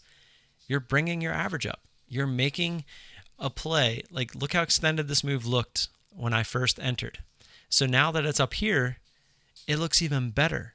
So why would I not want to continue trying to play this and get my average up, so then when it finally does make a nice pullback, I'm good to go, right? That's the whole goal of the strategy. It's not, I got in, now I'm in a loser, and I'm adding to a loser. No, that wasn't, if I told you that every single trade I make is a single entry trade, and then I did this, that would be adding to a loser, right? The single entry didn't work. I didn't want to accept a loser. I added to it and tried to turn it into a winner. That would be adding to a loser, and what everyone thinks that we're doing.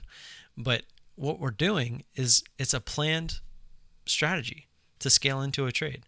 If a move wants to get even better as it continues to be a fast move to the upside, then we have no problem scaling into it, looking for that move back down. And this couldn't really be a better example.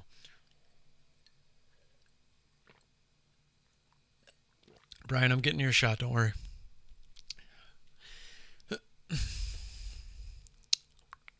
No matter how many buttons you create. What? Why not have more conviction in one key horizontal level? Because one level can be broken.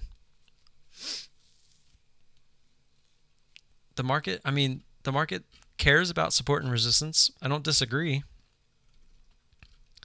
But looking at this first top, or even the second top, if you look left, sure, there might be something on the daily, but I'm pretty sure there isn't, because I think I remember looking at the daily. But the tops of these two candles, they had nothing to do with anything. So how would you even get into that trade? Again, there's thousands of different ways to make money.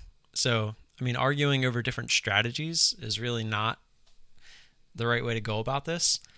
Really talking about how to improve each other's strategies is the way that we should be looking at this.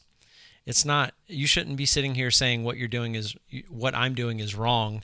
This is how you should be doing it. You should be saying, you should be pointing out what the flaws in it could be, so that we can learn and try to maybe backtest or talk about what those flaws could be and learn from it and, move forward with it. Not your way's wrong, my way's right. That's not going to get us anywhere. I just don't understand how a scanner can claim a win percentage without a set way tested to enter and exit. What was won? ? The backtesting was against the I3 indicator, not the scanner, but the alert system. LOL. LOL ! I3 is how the alerts are generated. We're talking about two different things then. You're absolutely right. How would you backtest a watch list of gappers? I understand now. Sorry for dick mode. Oh, Brian. I hit it first, liked. Oh, you guys are finally hitting the like button? Appreciate it. This is why I can't visit the aptly named Discord. What? It's going to take Tim an hour to catch up. Yeah, I'm trying. I missed your big argument. I wouldn't really call that an argument. Skip to the end, because I don't want to miss any. What if there was a light bulb moment in here somewhere? Who's up for shots? I am. Is GDT going to be here today? It doesn't seem like it. Especially if he starts drinking. Yeah. Oh, I'm going to start. It's a little late now. I don't know if I'm going to get to catch up. We going to make it, brah? Hell yeah, we're going to make it. What's up, Chris? GDT died on the computer. Yes, not literally. Hey, time. David, you jerk. Jerk face. How's the meme? You jerk face. Somebody's gonna meme that. How can we bring GDT back, guys? Share some ideas. The best way is to give him space. Let him have space. He needs it. So Tinker Timbell is back now. He's tinkering the share size again. I mean, I wouldn't really call this tinkering. I mean, it's perfecting. I'm not tinkering. I'm perfecting. We're so close. Yeah, I mean, you have to tinker. I'm not changing strategies.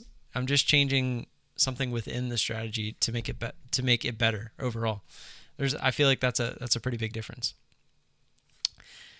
GT needs time. He'll come back. Yeah, he was a very good trader. I have a feeling he'll be back. He needs time and space right now. I think to give him respect for the situation, that is what we should all be doing, is definitely giving him time and space. I'm sure he would appreciate everyone reaching out, but at the same time, I think he would appreciate it even more if we just let him be for now. Brian, is there an I3 indicator for Thinkorswim? I don't think so. Not yet. There are 36 people here right now. Can we get 36 likes? The struggle is real. What are we at? There's 36 people here, and there's 26 likes. Who's listening to me in the background? Come in here real quick. Hit that like button. Plot some I3 on my chart. What? That would be pretty cool if you could integrate it into DOS somehow where it shows you like where it's alerting. That would be pretty cool. A lot of traders blew up on SPI. Yeah, SPI was pretty crazy. Yeah, Brian absolutely slaughtered SPI. I don't think I have the chart anymore, but it was pretty crazy. He obviously was long. Brian will tell you float rotation and low float equals long on dips. I've learned that. Avoid short. I'd like to thank those traders for my additional profits. Kodak too. We need one of those every week. In my best non-troll voice. Tim, how can you justify making $20 to $30 a day with 90% win rate and a 20 variable scale-in while taking hits you did on Friday and yesterday? You can't. That's what I'm trying to tell you. That's what I just described to you that we're trying to fix. And on top of that, I wasn't even making $20, $30 a day. I was only making like $10, $15 a day. And the goal was, if I did lose, it was $100 a day. But the goal was to win all the time and never lose. But obviously that wasn't the case. I blew up shorting Supernova's GMPX and NNVC. Oh, I remember NNVC. Ouchie. Yeah, I don't remember GMPX. We've been getting account doubling runs almost every day this year. I mean, yeah. If you got the ability to go full size and hold, then yeah, I can see that. What would you consider the minimum I3 number for that 80-20 split? And does it vary by price? It's a good question. Have you gone through the key concepts video I put out a week or so ago? That's a good question too. Good question. Females don't wait forever, guys. You all need to make paper. I speak from experience. Yeah, it's pretty true. 2025 is a pretty good place, but I show you how to get the odds given I3 levels for several scenarios. Females will decide your trading career whether you realize it or not. Oh, Vincenzo. I3 is proprietary and exclusive to ISW. What did AN say? Did I miss it? Oh, the I3 thing. That's right. I don't think so. I think I'm almost caught up. I'm getting there. You all use DOS right, CMEG right, asking for a friend. I'm with IB on CMEG. I'm with IB on CMEG. Is there a way to run a good till canceled order that would also trigger if activated in the non-market hours? I'm pretty sure you could, just like any other broker, you could still do like, where is it? Here. So like day plus is pre-market and after hours. Intraday is just day, and GTC, I mean, that should put the order out there and it should hold out there. But I mean, I don't think it can be activated in non-market hours. I mean, non-market hours, nothing's moving. So I'm a little confused with that part. But yeah, this GTC is where you would do that. I thought I hit minimize. I'm lucky my girlfriend and my wife are supportive of my trading.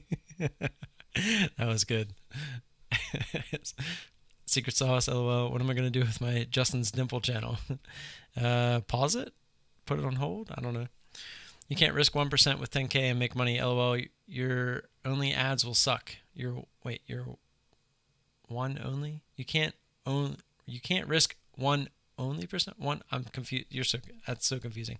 I think you were saying you can't risk only 1% with a 10K and make money. I mean, I find that to be complete bullshit. I mean, you can make money. It's just going to take a lot longer. You're just going to have to scale a lot slower. But I find that statement very false. Were you a profitable poker player? Yes, I was. I was a online poker player. I was mainly a sit and go player. I started with the $5 sit and goes, and before good old Black Monday, it was I was at the $20 plus 2 tables. So I mean, I was playing. I want to say I was playing like 50 plus, like 50 to 60 tournaments a day. But I would play like 4, sometimes 5 at a time. So, and I would never start a new one until those were finished. So I would like start 4 or 5 at the same time, and I would finish all of those and then start more. So I would do that like 10 times a day. And like 10, 11, 12 times a day. Those weren't very long. I would never play the turbos. The turbos to me were a little bit more like lottery, gambling, whatever. I actually like to sit there and play. And yeah, you had a lot of people on there that did not really play well, especially not back in the day. But yeah, I literally have not really, I mean, I've played live a bunch since then, but since I haven't really been playing that for income since that happened, since everybody lost online poker. I think we're getting a lot closer to that coming back, but who knows? How's the trading going, everyone? Wild week. Yes, welcome One Life, One Chance. Nice to have some oomph back in them stocks. That's true. Why don't we wait for the stock to crash instead of scaling in? Because sometimes by the time it crashes, it's too late.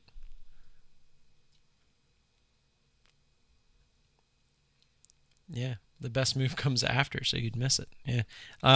Like I was using Logi as an example. If you go back to yesterday, sometimes you get these big moves, and before you know it, it gives up 50% of the move, and then what?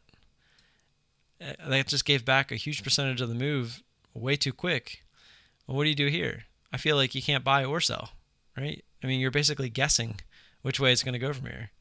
So if you're playing the front side, you catch that move. You make your money on that move. That's kind of that's the idea behind it. I cannot remember there it is, GLNG. I kept wanting to say GLNGA or GLNA.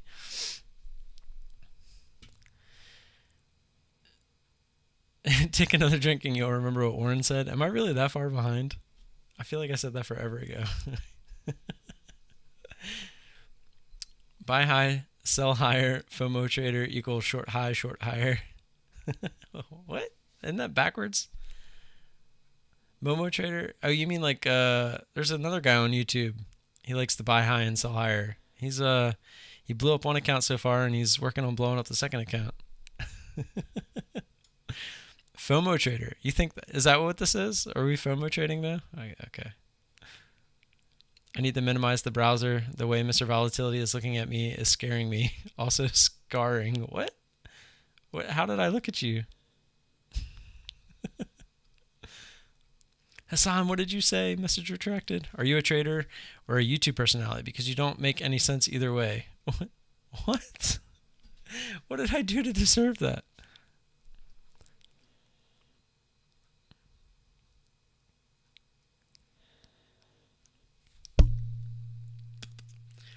Never saw the BE chart. I don't remember. I thought I did post it. I probably still have it. Hold on, let me see. I haven't deleted anything in a while.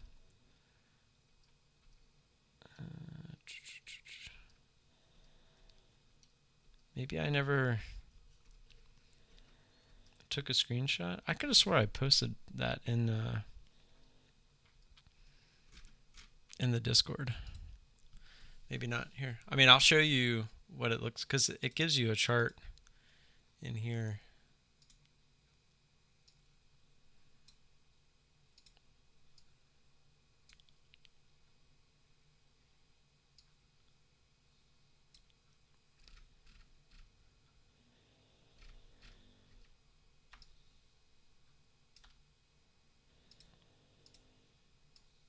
I thought it would let me. Oops. Oh, that's just that. But yeah, instead of doing what I was getting at before. Oh, here it is. See, I knew I took a screenshot of it. Here's the picture. Let me open this in a new tab, make it bigger.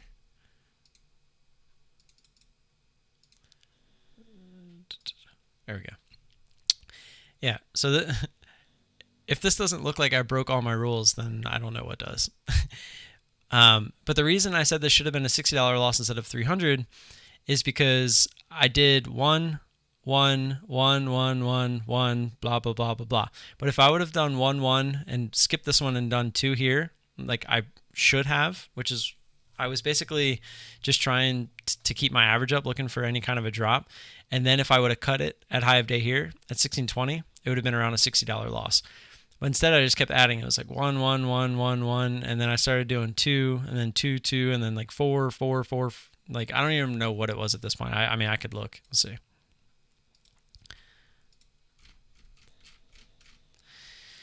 One, one, one, one, one, one, and then it was like 1.5, 1.5, 1.5, and then look at this, 100. So I went from 1, and then these are, so this is 5, and then this is 7.5, and then I hit another one for 10.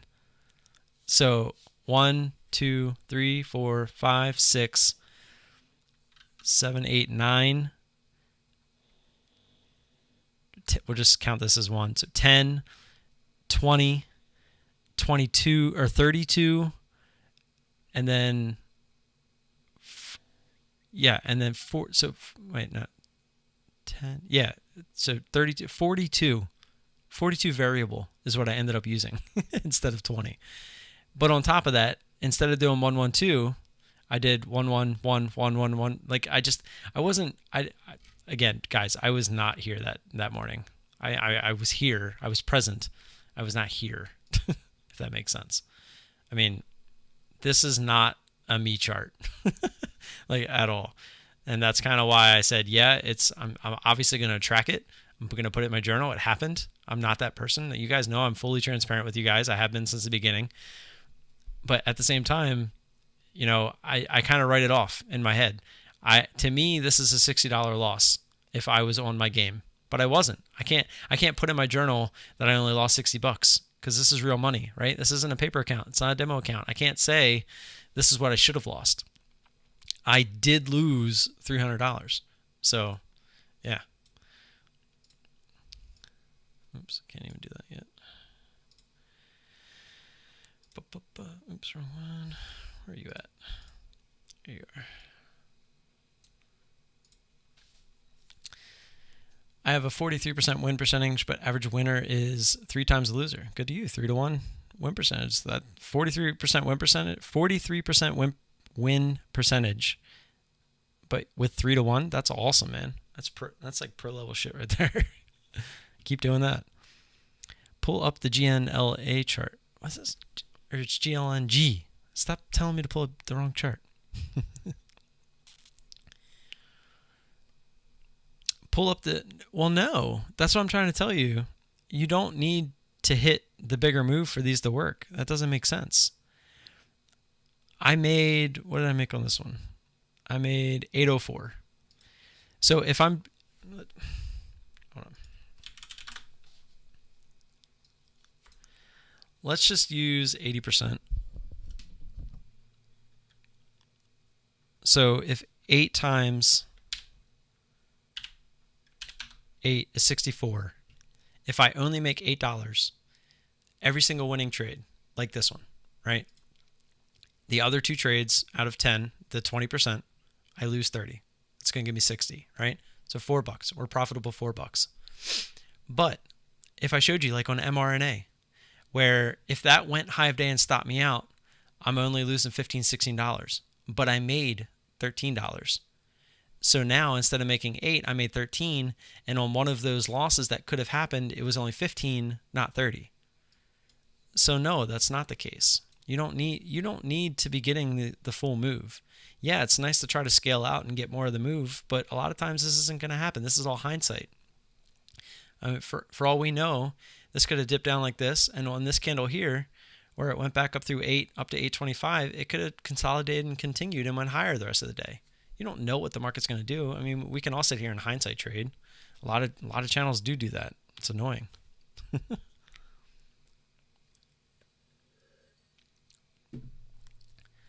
Tim, that trade log says it all. I still don't get what is risk management, like when to cut ? I win, but my losses are way bigger. What do you mean, Sammy? And what trade log are you talking about? Oh, you're talking about my journal on TraderSync. Yeah, that's what we're working on, man. I mean, it's a process. I've been at this for 2 years now. I'm still figuring it out. That's the whole point of this. We're here to learn together. I'm not saying I'm a professional trader. I'm not saying I have this all figured out. I've never once said that. I've never once said, hey, I know how to do this, you should do it. And even if I did know what I was doing, you should still be trying to figure out how to do it on your own anyways, and just using my experience as knowledge, right? I don't necessarily know, but I think I'm headed in the right direction, and that's the whole point of this, is to come together as a community and try to figure this out together. Put the work in that others are not putting in. Try to find an edge and stay ahead of the others who are not willing to put in the work. The others who are out partying right now instead of, obviously that's a bad analogy because of COVID, but you get the idea, like off playing video games instead of here with us trying to learn, trying to move forward in our trading careers. That's what this is all about. I'm not here to be a YouTube personality. YouTube was a way for me to document my journey. It started to turn into a way that I can try to help others while I'm doing that. So that's what I'm trying to do. I'm trying to be a good guy. I mean, it's pretty easy.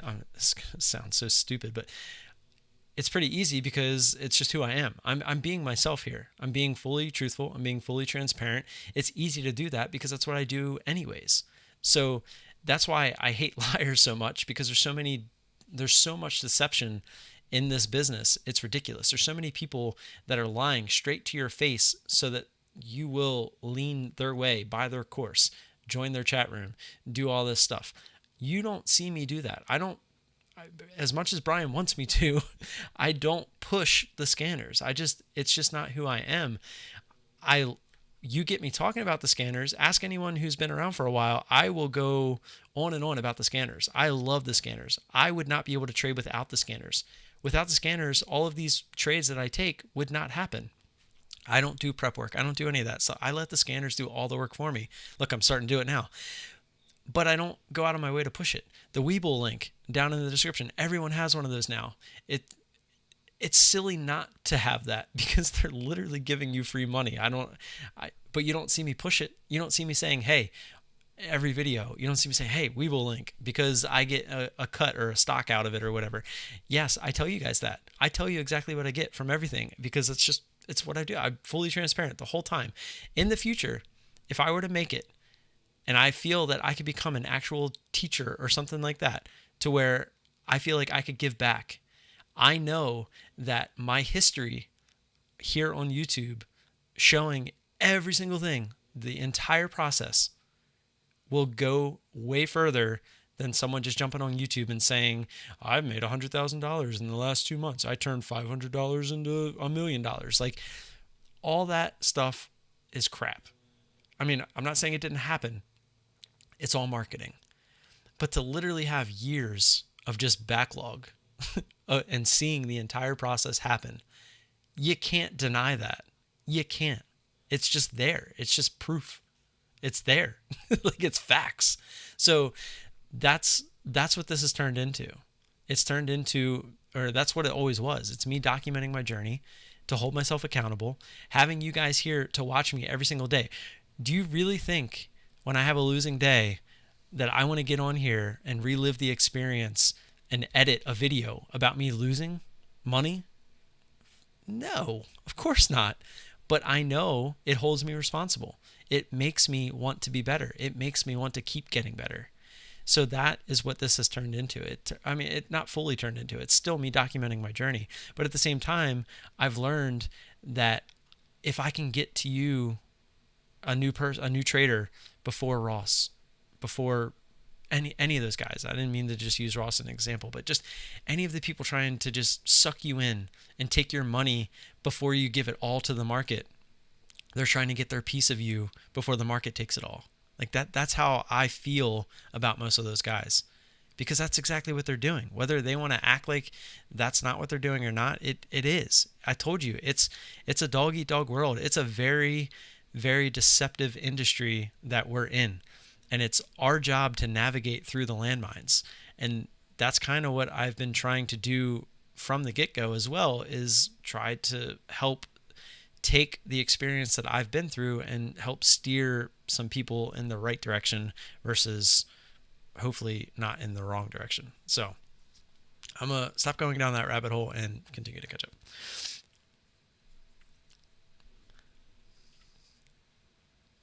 Don't make me go get a spoon.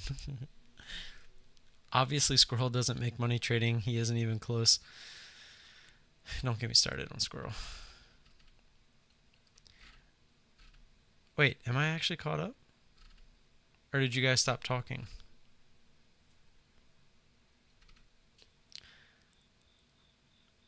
What's your P&L curve look like for the month? Oh, it's horrible.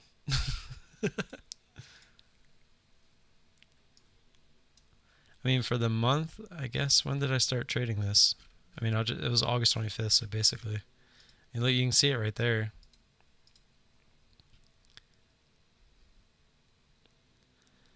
It's not good. It's not good at all. It was going good for a while, and then I had the $300 loss, and then this one. So yeah, not too good. Not too good. Not too good at all.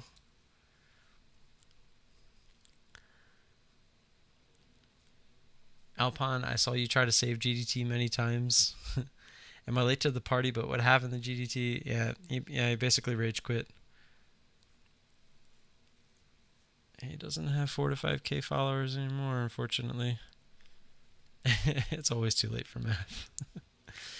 GDT may have done a reverse Niedenhofer. The Hoff bought the S&P on Black Monday, while for days leading into Black Monday with no stop loss, and blew out his hedge fund that day. Ouchie. Squirrel has a gun beside his trading desk? So? I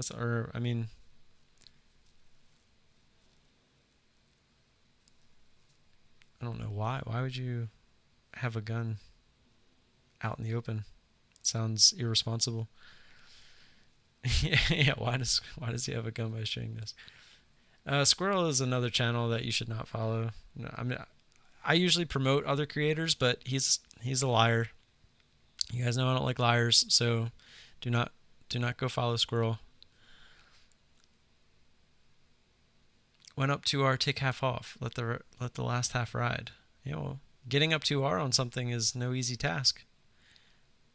Never add to a loser. Hardest thing to learn in this game. I couldn't agree more. This is not adding to a loser. Let's go back to Exodus real quick. Now that I'm actually caught up, I'm going to go get that shot too. Brian, are you here? I need you to be here for this.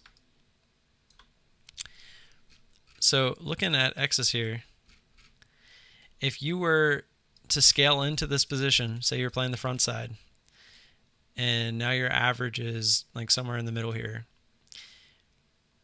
and then it goes high of day here, and your plan is to, after consolidation, cut at high of day. So if you didn't cut here, and then you start adding to it up in here, that is adding to a loser, right? That is not following your plan. At that point, the trade no longer did what you wanted it to do. You should have cut it. So that would be adding to a loser.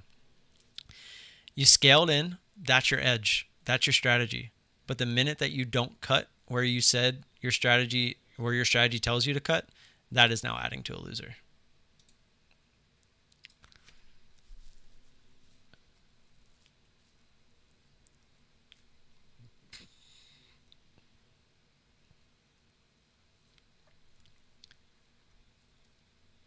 Wait, what just happened? Did a bunch of things go through all at once? Squirrel trading is another animal trader channel. Hey, leave Monkey alone. I'm about to go all in on Spy. You can't, bro. It's closed. I have one now out in the open and always within hand's reach. That's different, Thomas. That's different. Well, I don't know. I mean, one out in the open? Don't you have kids in the house? Come on. That's kind of irresponsible, isn't it? I have one. It's in a safe, which I can get to very easily. I actually looked into getting one of those in the wall safes just to have one downstairs too, but I never did. I'm starting to like you, bro. You actually talk sense. Aw, thank you, Hassan. This might get a little weird, but because he's weird as fuck. Wait, who's weird? Me or squirrel or monkey? Within the definitely not following, obviously. What are you talking to me, Chasen? Not following what? I only warn because I've been there many times. I lost more money than I bothered to count. One day I will. Yeah, like I just explained. I just explained what I was talking about. I feel like the strategy is just basically random shorting. Well, if that's how you feel, then I'm sorry. Because it's not. I mean, it's not random. I say this all the time. Even Brian. Random trades equal random results. If you do not have a strategy or a plan going into a trade, then it is random. But if you have a strategy and you follow that strategy every single time, it's like no other. If you're buying a crossover, EMA crossover, and then it fails and doesn't work, if you cut it, that was the strategy, right? You were playing the crossover. It didn't work. You had a stop loss. You cut it. That's no different. This is just a different strategy. The strategy is to scale into the front side, looking for the pullback. If the pullback doesn't happen and you cut it at the highs, that's the strategy. It's no different. It's just a different strategy. It's still an edge. It's just a different way than others are used to. That's all. Getting a little pissy about buying around the shots, though. I'm getting it now. I'm going to do 1/3 now, 1/3 at the top, 10% drop, then another 1/3 at the 10% drop. How do you know the 10% drop's coming? Are you a market maker? Getting 2R very hard, must place bets extremely well, and maybe trade one time a week. That's what I said. You're talking about getting a 2R and letting the rest ride. It's like, if you can make 2R on a trade, bro, you're pretty constant, like proficiently. You need to let everyone else know how you're doing it. Oh, okay. Well, if everyone's old enough and they're trained, that's much different. I mean, I have a 2 and 4 year old in the house, so I can't just leave. I can't just have a gun laying out. If you risk your $50 a trade, you cut it $50. Don't add once you're down $50. You're out at that point. I 100% agree. That's exactly what we've been talking about all night. When a trader adds when he's in a positive P&L, then he's beginning the correct mindset in this game. And I couldn't agree more with you. It's something that Brian and I were talking about too, is adding to winners. It's something I never do, and it's something I need to start doing. What made you think Exodus was going down significantly anyway? I didn't. I was just trying to play the price action.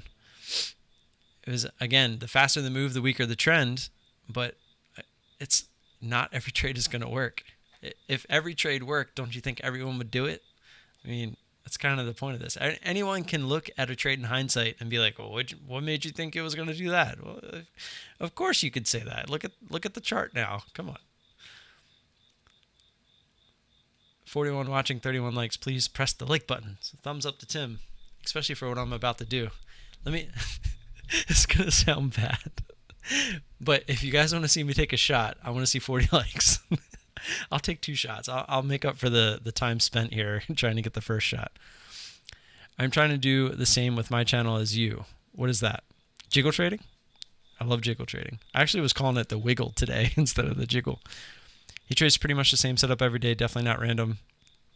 Thank you, Chris. But is it profitable strategy? That's what matters. Right now, the way that I was trading it, no. Hopefully, the way that I traded it today, and I will be going forward, yes. Hopefully, right? I'm still figuring it out. So GDT lose 35K, 40K on the Exodus trade.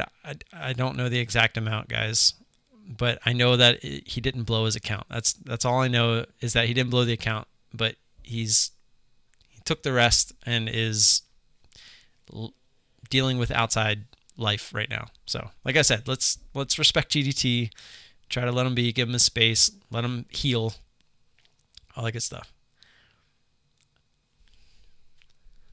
Addedly. I'll put it in there just because I hope he is in here. Yeah, but he used way too much size. I don't want to get caught behind. That's the problem, Brian. I'm trying to get all caught up. You guys keep talking too fast. Dang, I can't believe GG. $5 what? What's $5? Oh, he only lost $5. Yeah, that's it. How would you have traded U1 today?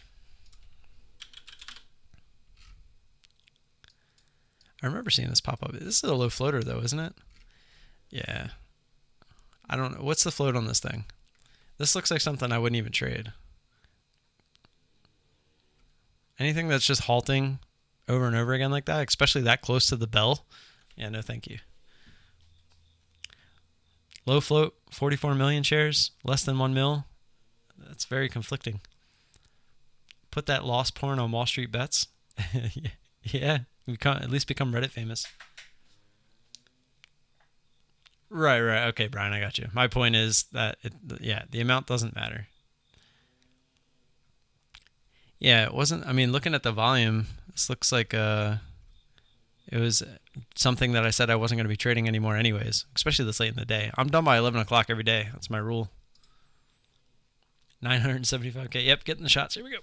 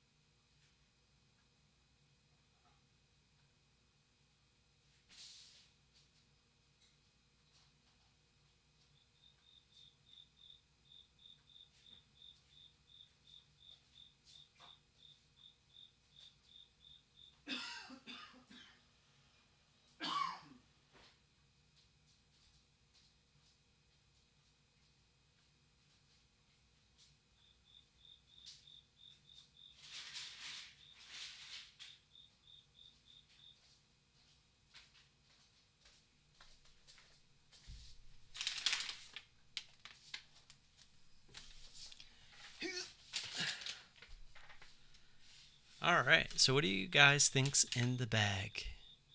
What's in the bag? Play a little game.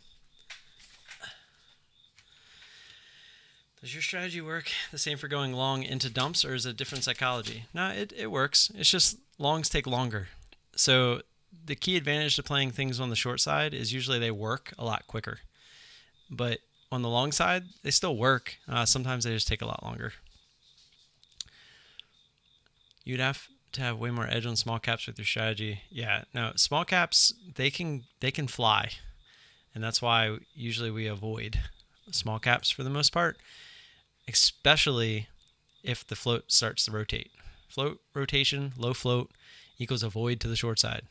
If anything, long on dips. That's what Brian says all the time, and it happens all the time. Yeah, addedly, it would have been nice. But I mean, something like that, it's hard to even think about doing that. So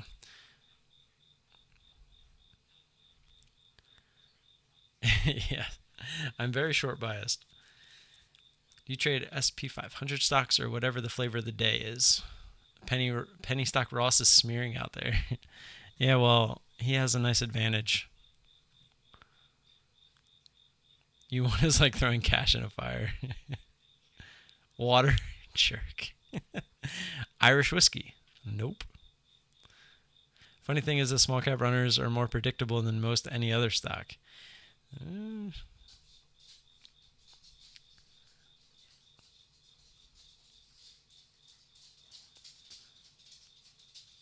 Depends on how you trade them, Craig. APCW were fun trades, easy money types, not to borrow on PPSI, if I remember correctly. Tim, that is not true. I have the stats. I can prove to you right now. I don't even. What did I say? Let me scroll up. I was agreeing with you that they can keep going. Oh wait, you can keep going. You would have to have way more edge on small caps with your strategy. That's what I'm saying. I agree. But I'm not saying you should avoid them because they wouldn't work. I'm saying you should avoid them because they have the ability to do what SPI did. Just keep going. That's why it's an avoid. I'm not saying you should avoid it because it wouldn't. I mean, look at U1. I mean, if you scaled into this, even with all these halts, I mean, it still worked. But it doesn't mean that it's just way more risky. That's all. Yeah, no, I totally agree. That's exactly why you would stop out. You have risk management. Yeah. Float rotation, real quick. Let me answer breakout. Float rotation is, so we found out the float of the stock was about 1 million. So every time the volume goes through 1 million shares, the float has rotated.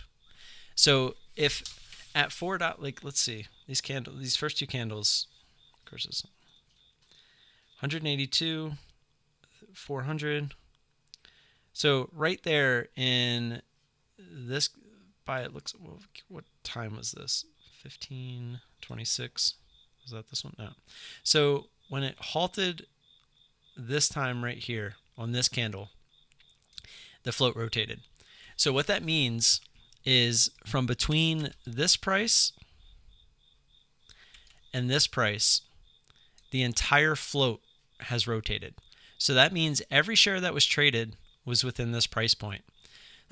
Now, if we go to the next halt, 647, and I mean, this one was almost 1 million in itself. But now, between this candle and this candle, it almost rotated 2 more times. So now what that means is every share that was traded for the next 2 times within its float rotation is now up in this range. So what is that? I mean, think about that. It kind of makes sense that if every share is up in this price point, that if everyone that's long, if it gets below that point, the odds are this thing could really tank, right? Because everyone's in up here. But if everyone is above this area, no one has any reason to sell, right? So it could drive the price even higher. And then if the float keeps rotating and it keeps getting higher and higher, and we can never break that support, then it's just gonna keep going because the float keeps rotating, and everyone who's in the stock is below, right? So we know that everyone that is trading this stock, because every 1 million shares the float rotates, it's just higher and higher and higher, right? So until it really breaks that key level, wherever the float keeps rotating, it's going to have a hard time breaking down, right? Because no one has a reason to sell. So if no one has a reason to sell, then the price is just going to keep going up. And then the float rotates again. And then it's going to just keep repeating itself. And that's what leads to these. That's what happened with SPY. Like if we go look at SPY, like even, that's probably not a good example. I don't even remember what the float on SPY was, to be honest. One of you would have to tell me. But if the float's rotating right here, right, in this area, I mean, look at all those shares. How many times did the float rotate in this area? That means everyone down here is green, and everyone that is in here is most likely green as this breaks this high. So until it breaks underneath this key area, it has no reason for anyone to sell. Everyone's looking for the break. So if it goes up and rotates again up in this area and then breaks again, now all of these guys, none of these people have reasons to sell. It never broke a key area. Then it does it again. If it doesn't break any key areas, it has no reason. And then you eventually, with something like SPY, get into a short squeeze. And when you get into a short squeeze, then you start getting brokers closing accounts. And then you just start getting a crazy move. Because if you remember when this was happening, people were just nailing the ask. And guess what? It wasn't people. That was brokers. That was brokers closing accounts. And then there was people just taking profits, and it was driving the price back down so it didn't halt, and the price kept going up and not halting and not halting, and it just kept going up. Brokers are just loading the ass. Get me out of this trade. This guy's margin call, margin call, margin call. And people are just selling into that, right? They're selling, and it just kept going. It just kept going. And that's what happened. Short squeeze, margin calls. It's all because of float rotation. That's why float rotation can be dangerous. Good night, Mom. It's 3:30 p.m. There is no edge. That's true on Yuan. You need to invest in a good marking tool. I have this thing. I suck at using it. It's pretty good. I think I just need to upgrade it because I think you can like use text and stuff. I don't know. I have to look into that. But you're right. I do need to get one. All right. Anyways, what's in the bag? If Mom wants to see me drink, she doesn't even know what I got. I bet Brian can probably tell me what it is based off of this.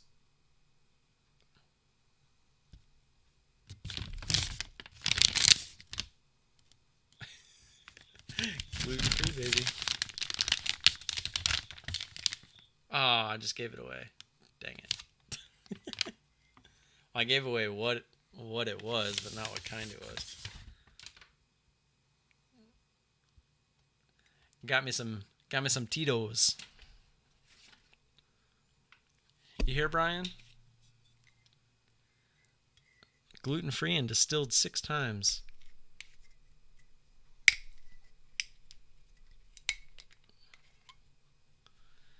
A double? You trying to kill me? I'm just kidding. I kind of owe Brian a double.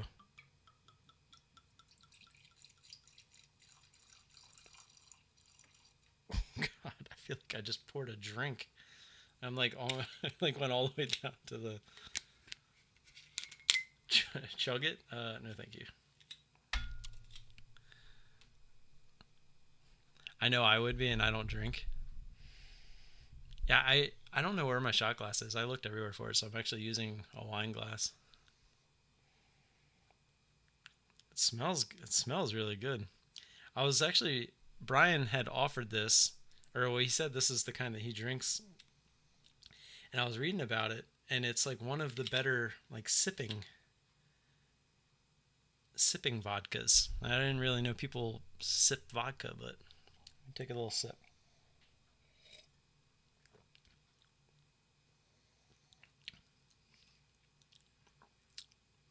That's pretty good. That's really smooth.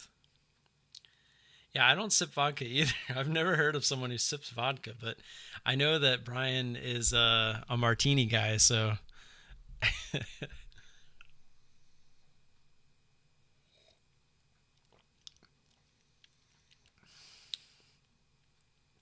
I have to admit that's actually not bad. It's very smooth.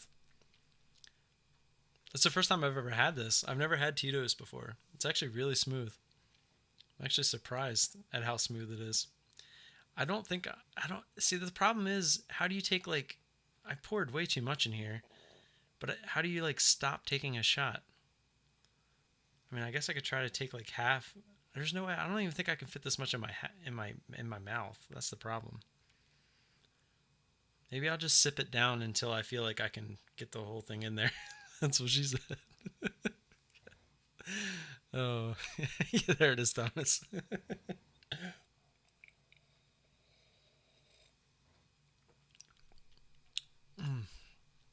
Last time I tried a Bloody Mary, I didn't really like it. But yeah, I'm actually curious. I'm gonna have to ask Brian what kind of martinis he makes because now I kind of want to try one, to be honest. And of course, now Brian's not here. I'm sure we're ending the stream soon now. I mean, if you guys have questions, I'm all caught up finally. I feel like for the last hour, over an hour, I was trying to catch up in the chat, but there was so much good stuff to be talked about. So I wasn't just going to skip over everything just to catch up. I felt like I wanted to make sure that we didn't miss anything because you never know what's going to be said to get that next light bulb moment that someone might need. So that's why I don't like to do that. I don't like to just skip every to me. That's the whole point of this channel. Everyone's important. We're a community. We're here together. I'm not just gonna sit here and skip all these questions just to catch up. Like, to me, that doesn't make sense. David Hayes? David Hayes? Is that how you say it?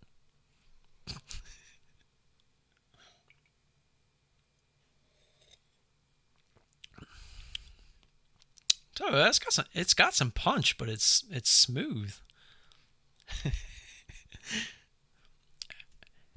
How do you add executions on DOS charts? I believe that's just the right click, study config, highlight price candle, hit config, and that is not it. So don't listen to I thought it was there for some reason. No, I just said it wasn't there. Yep, there it is. Okay. So right click on the chart area, config area, and right over here on the left, show trades. And you're going to want to highlight show orders as well, because like whenever you put an order in, it'll show up over here on the right side. So are you going to start dropping the hammer on the backside? Not always. Sometimes, not always. Definitely not always. If the time I'm going to do it, let me put this down. Move my tea glass here. Put this here. mRNA was the chart. So, like today, I could have done it on mRNA. I actually almost did. If you go back and watch my live trade, you see me hovering over the button looking to add here. But I feel like this candle here happened a little quick. It was like as I was thinking about it, it started to drop, and I was just like, ah, crap. It kind of went without me. But basically, I knew that my max loss was all the way up here. So I knew I still had room to add some. And I had determined on this candle here that I wasn't letting it go back to high of day. I told myself if it wants to go back up to high day at this point, I'm just done with the trade, because that was just too much grinding for me. So I was thinking right here in this moment that I could really try to hammer this down, but I didn't. So on plays like this, descending triangle type plays, like those are the times that I would do it. But if it's something that's like straight up and I'm adding into it and then it starts to come straight back down, I mean, I'm not going to look to add to the backside of something that's coming straight down. So yeah. I thought about it. I was hovering over the button. I was like, ooh, should I do it?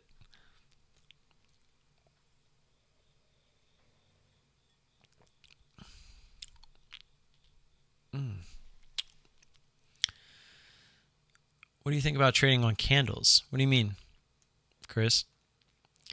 Like intraday, but more 15-minute, 30-minute, 60-minute. Yeah, I actually tried that for a little while. I tried playing like the first 15-minute lower candle, the first 5-minute lower candle. Like this would have been a fake out. So like I was letting a stock make a high like here, and then I would let it form the next candle, and then I would wait for that candle to be broke. So as you can see, it broke it, and then it went high of day. So this would have been a loss, right? Because you're basing it off high of day. And then again, came back down, made a new high, formed a low. So here would have been another entry. As you can see, it was a fake out. Would have got stopped out again. But then here, you would have been getting in under this candle, and it would have worked this time. So I don't know. I was running into way too many fake outs when trading that way. I mean, even if let's take a look at it on the 5. So on the 5, you don't get an entry until here, which is when it worked. So none of these candles actually broke a low until this one, which then it worked. But even then, I was also finding that when you would get in on something like this, you're really not getting a lot of the move either.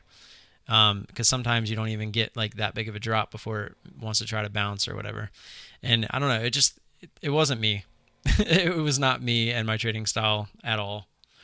Bish has a point. If you want to start winning, need to add into weakness. Would like to see it, Tim. Yeah, it's coming. My P&L for this year, I mean, I can, but it's probably not going to be pretty. I was Tinker Tim for like pretty much the whole beginning of the year. Let's see.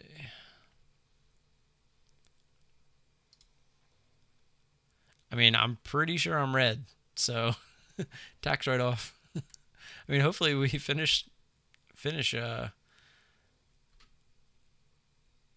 up, but it's not looking too good at the moment. January 1st. Okay, I can't see the arrow up there.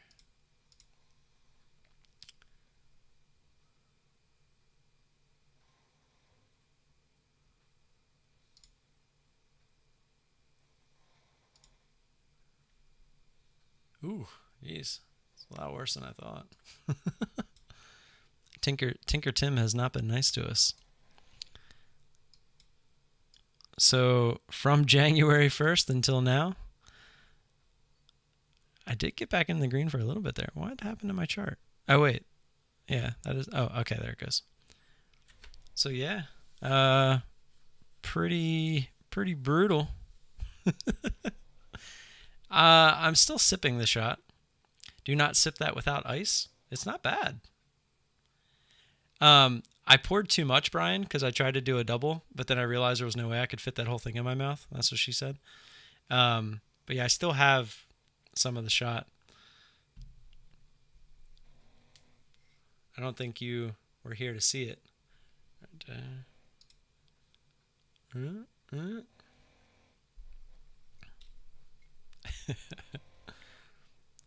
I think everyone in ISW came up with Tinker Tim, because pretty much from my LYV trade, which was in December, right before the New Year's, like if we go back, I can show you an even bigger loss.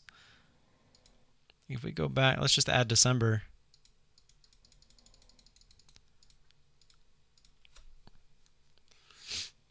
This is when LYV happened.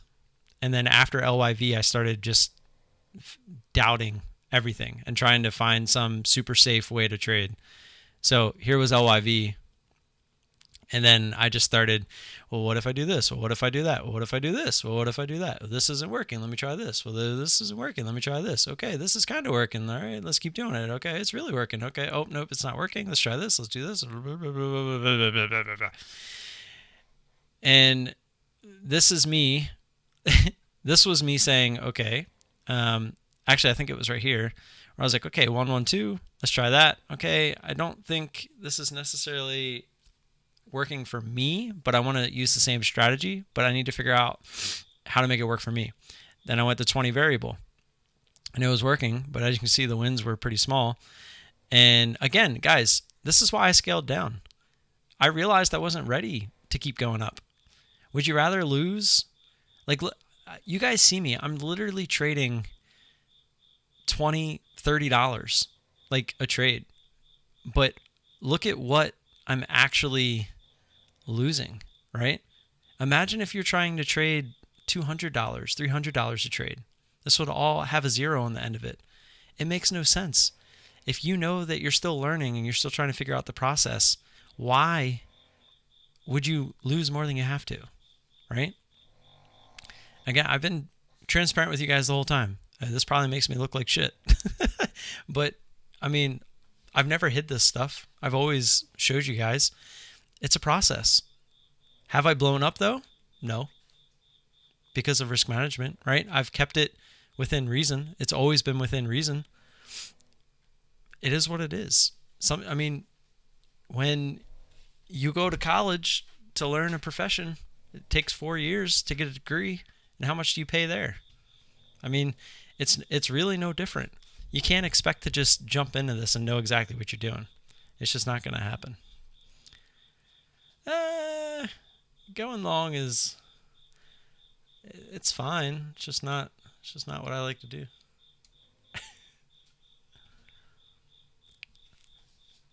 All right. Love me some teat. Love me some teat-os. All right. So now that Brian is here, I think I sipped this down far enough. So Brian, my first time I ever tried Tito's, it's very smooth. It smells good. I do like the smell. I feel like it smells different out of the bottle. It's kind of weird. Almost smells like rubbing alcohol.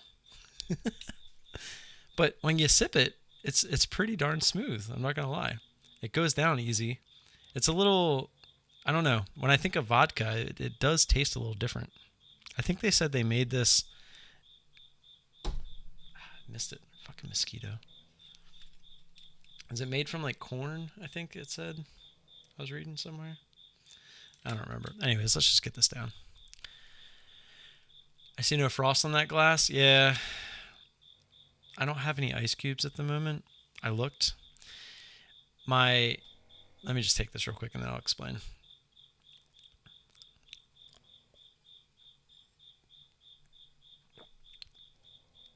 It's a little more rough when you take it as a shot. It's definitely better when I was sipping it. Anyways, my kids have these popsicles and they're in the way. The ice cube thing that comes down to say make more ice cubes, it never registers to make more ice cubes because they load that thing with their popsicles because that's like their bin for the popsicles. So yeah. I wouldn't say I'm getting fucked up. If those shots would have started a little bit earlier, definitely could have been a possibility. Now I need to smell my candle. It's going to be a little weird, but I do this all the time. This is a candle made by a candle company called Salt City, and they are no longer in business. And this is probably one of the last pomegranate candles that are in existence, and I refuse to light it because it's my favorite candle of all time. And so I just leave it by my desk, and if I'm ever, like some people need some fresh air, something like that. Oh, it's kind of like what this is to me. I just open the top and I give it and I don't know. It's very, very relaxing, very calming. Oh, I have crickets. There's a cricket in our house, and I don't know where the heck it is. From the stream. Yeah, the crickets are setting in. I just had, dude, it's 68 degrees outside. I have the windows open. Come on. It's beautiful outside. Wow. I didn't really eat a heavy dinner. I'm not going to lie. That shit's starting to settle in pretty quick. What proof is this? 40%?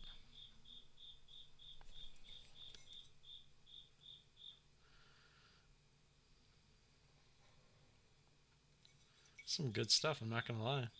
I was always a Grey Goose guy, but I got this on the recommendation of Brian. Pretty good. I was saying, Brian, you'll have to send me or tell me how you make your martinis so I can give one a try.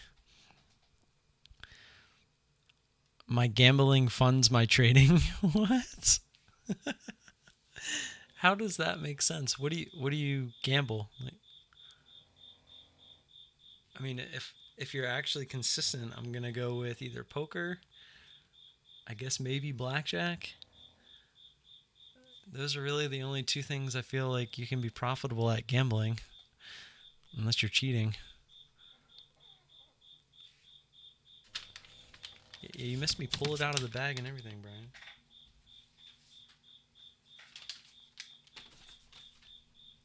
I'm actually getting kind of hungry. I am going to get out of here soon, though, unless you guys have any questions. I always do the old 5-minute countdown. So I'll do 6 because we just clicked over 11:46. I feel like we're in that the ending stages.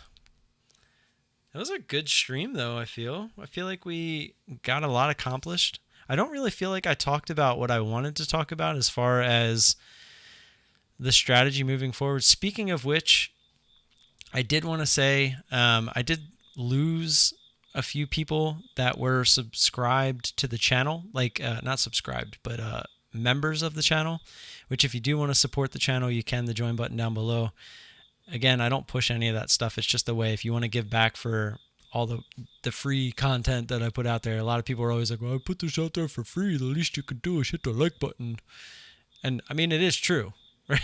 I mean, it does help support the channel when you hit the like button. It does help support the channel if you do hit the join button, obviously, as well. But I was doing every other Saturday doing a live stream for the high level support guys. I think I might change that just to, I don't know, to something else, because I feel like we discuss it enough on the Friday night live streams. I'm gonna look for ways to give value to those guys that I'm not already giving for free anyways. I don't know what I'm gonna do, but I am gonna probably put those on halt anyway. So yeah, if you are one of those and you're here, I'm not gonna be doing that tomorrow.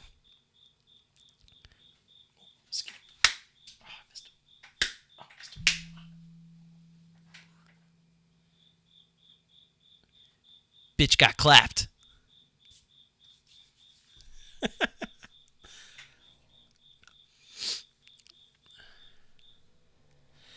Pretty easy. Tito's with ice, shaken, poured out with chunks, twist of lemon, straight up with a twisted bruise. So you take the Tito's with ice, shake it up, pour it out with the chunks, twist the lemon. So that's it. You literally just mix it with ice and put a twist of lemon in there. I don't really like lemon though. But I'm assuming you can twist anything in there. Cherry, apple, raspberry, lime. What will your new ads be looking like? They'll be a little bit more aggressive. Yeah, thigh slapper. You never told me what gambling you do. Sammy, you buy stocks less than 30 cents? Buying stocks less than 30 cents has better odds than gambling? If you go long on them? I mean, it is true. I guess you can't lose more than the shares that you have over the course of 30 cents. 1124. It's really gonna be in the moment and reading the price action. But what you are gonna see is me use these buttons: stop max, cover 1R, shares left. You're gonna be seeing me use these a lot. If I really, really like the trade and I feel like we found a top and I still have some shares left to give, you'll see me hit that shares left button. And then I'm probably gonna hit that cover 1R button just to see where I need to get to make 1R on the trade, and then probably base. Like if I hit cover 1R on a trade like this and it's like here, but I see 50% of the move is like down here, I'm probably going to look to try to make more than 1R, right? I'm not just going to settle for 1R every single trade. But at the same time, I think I'm going to try to get into a habit that when I enter a trade, I'm going to see the move. I'm going to basically be looking for 50% of the move, right? I told you that, guys, earlier. But I'm going to get into the trade and I'm going to hit the stop max button. And it's going to show me on the chart where my max loss is at any given time. So then when I hit add, I'll cancel that, hit stop max again. It'll always show me where my max loss is, and it'll let me see what I'm working with, basically. So you're going to see that on my charts, and I really like that idea. And at all times, if for some reason a stock wants to just spike out of nowhere, my loss is in place. So, yeah. Why are your buttons so big? It's so big. Do you have a beef with Squirrel Trading? I don't have a beef with him. I just don't watch him because he's a liar. So if you consider that a beef, then I wouldn't personally accept him as a creator, if that's what you're asking, because it's pretty clear as day what he's doing. But yeah, squirrel was beef because it can't be chicken. No, sorry, noob. I am a noob when it comes to martinis, bro. I've never drinking a martini, ever. Just small bits of ice, not on the rocks. Okay, I got you. So the little girl rocks, the pebbles. And it is only a lemon peel, not a lemon wedge. Okay. I made the buttons bigger for the stream. That was all. They're not actually that big. That's what she said.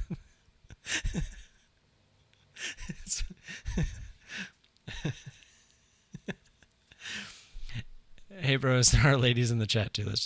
That is true, guys. Come on, grow up. Any stock that is low float, less than 10 million, was $1, $2, $3, $4, $5, and is now less than 30 cents and sees big spikes on daily charts, I take a small long position. Do some fundamental analysis, not just some random stock. The stock also should have frequent PRs. You mean the same PR that they pump to get it to $1, $2, $3, $4, $5 every time? But hey, I see the strategy there.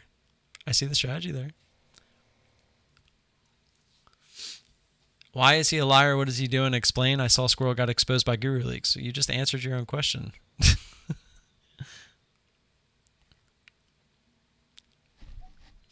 I kind of want to. No. That's going to catch up to me quick because I didn't really eat dinner.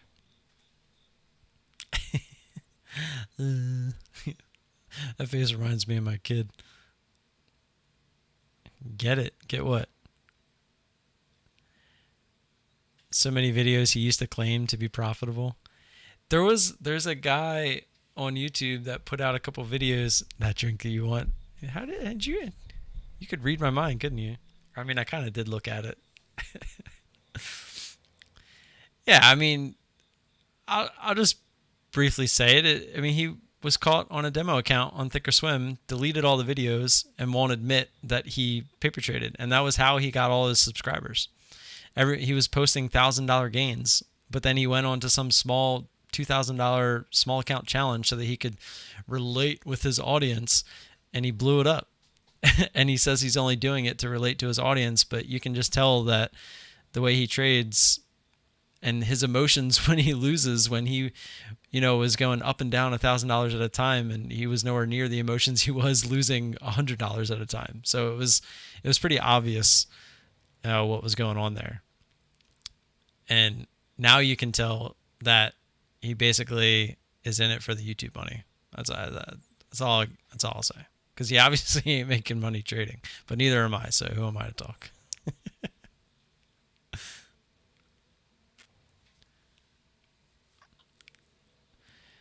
Who's hilarious? Oh, Squirrel? I honestly never really watched him too much. And then, I mean, the minute that I found out that he was lying like that, I hate liars. I don't associate with them. Don't lie to me. I don't associate with liars. I don't like them.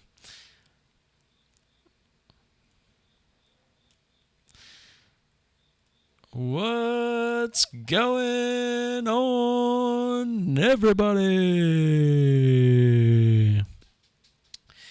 Would you do sponsorships for your videos?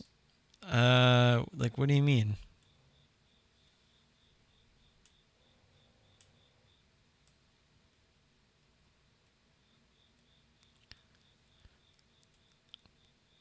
He actually just showed you how much money he was making. He's made a pretty good chunk of money, but he made it by lying to people. He made all that money based off of those Thinkorswim videos where he was claiming to make thousands of dollars on these low cap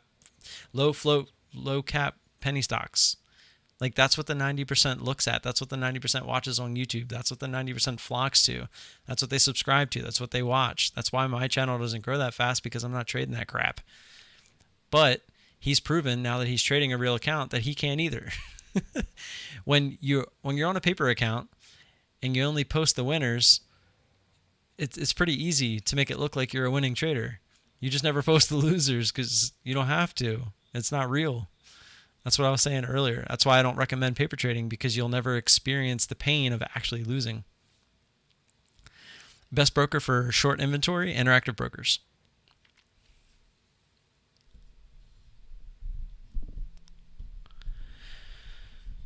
The YouTube money it's not, I mean, for me, it's not that great, but for him, it's a totally different story. But I just told you why. Like, I mean, again, guys, I don't hide anything from you. I'll show you what I make.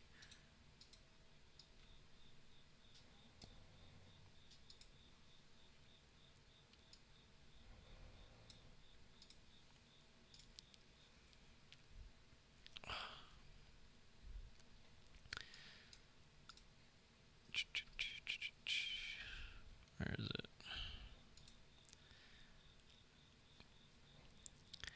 Also, most YouTubers are here to make money on the videos. Also, traders trade to make money. Yep. I mean, it's true. I'm here to be a trader. the YouTube stuff, it's, again, I started this to document my journey, and that's still what I'm doing. That's why I post the video every day, to document my journey. I don't skip a day because that would be cheating. I use this to hold myself accountable so that I can become a better trader. I'm not here to make YouTube money. I mean, you guys will clearly see that by looking at this. So since I started this channel back in, first video was back here somewhere. Was it February? No, it wasn't February 13th, but it was like February 3rd or 4th or something, 2019. I've made $1,283. We're coming up on 2 years of running the channel. That's nothing. So yeah, I'm not in it for the YouTube money. But he, on the other hand, grew so fast and was getting all of these views and stuff like that, that he was making, I think he made like $2,000 in like 60 days, in like 2 months. But it was all from lies. So that's why I can't get behind it. It's different. Like if it was GDT that grew like that, if it was anyone that I know is legit grew like that, it's a completely different story. But to watch someone lie to an audience over and over again, get called out, caught red-handed, there's proof, there's facts, and to deny it after the fact, just delete all the videos and then deny it, say it's debatable, that's a joke. Like he doesn't, like it's literally stealing. Like he is claiming he did something he didn't do. That's technically stealing in my eyes.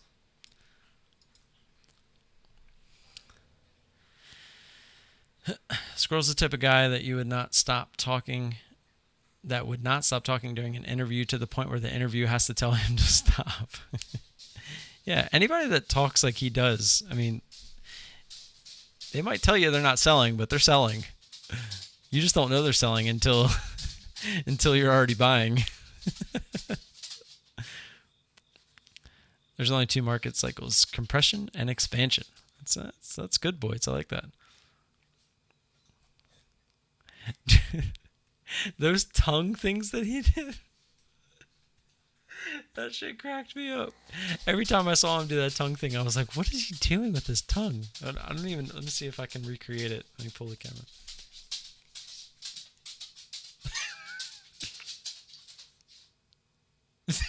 The fuck? I don't get it. It's like when he's nervous, that's what he does. He's like watching the trade and he gets nervous and he's like, like I don't know why he does it, but it's kind of funny. Now you don't hear crickets, you hear my dog walking around. Could you explain wash sell rule, how it works? To my understanding, the wash sell rule is when you buy or sell a stock and then within, is it the next 30 days? Maybe 60? It's either 30 or 60. You buy and sell that stock again. So let's say I traded mRNA and I lost $1,500 on mRNA. And then within the next 30 days, I traded it again and I made $20. Well, that loss of $1,500 is completely washed away. Like it never even happened. So you can't claim that loss because of the wash sell rule, because you took a new trade on it within that certain time period. I'm pretty positive that's what it means, but someone correct me if I'm wrong, but I'm pretty sure that was correct. I get in compression and sell into expansion. That sounds profitable. All right, always good stuff. See you Monday. If you need me, you know where to find me. Yes, sir. Don't shoot anybody with those guns lying around. Even GDT didn't grow that fast, a squirrel. Well, myself and GDT, we're not trying to be the 90%. And that's why I like to tell everyone that I'm not here to be a YouTuber. If I wanted to be a YouTuber, you'd see me putting out videos about all this other crap, like what penny stocks to short this week, what low cap float stocks are going to run this next week. And you know, like that kind of crap. The crap that the 90% wants to watch. I'm here to become a trader. I'm here to be part of the 10%, not the 90%. So if he wants to try to make a quick buck on YouTube, let him. He's going to blow up another account. He's going to eventually disappear. He's not just going to keep loading accounts just to lose the money over and over again. Eventually, he's just going to stop. He's either going to go back to paper trading and acting like it's real. I don't know. Who knows what he's going to do? But maybe he'll learn how to trade. I don't know. But clearly, he doesn't mind losing $2,000 over and over again while he figures it out. I miss that tap dancing dog in the morning. Yeah.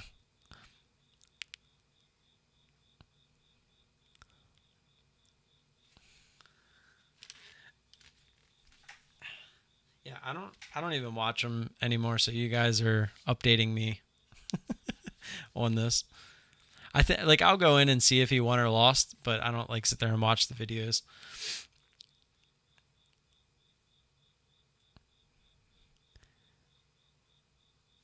Right, Avon? Right? That's what I'm saying. It's like give me those 6K subs. I feel like I deserve them. Yeah, I mean, like I said, addedly, that's the 90%, man. That's what makes these trades happen, though. So we can't hate. They're the ones FOMOing into the trades to make the fast moves. So we can't hate them. We just have to embrace them. Let them have their own little niche. Wall Street Bets and these random YouTube channels. But yeah, if you ever sit down and actually watch the dude trade, it's not good.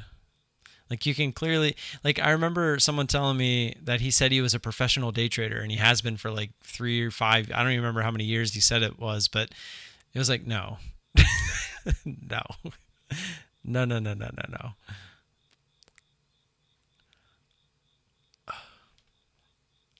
But I'm not going to keep going down that rabbit hole. I'm surprised I lost connection. Usually I don't lose it until midnight. That was a little early. There's some pretty big news, by the way, but I think Monday is going to be the day that I come out with it. I'm not sure. Maybe I'll give you guys the sneak peek, but here, let me see if I can give you the sneak peek.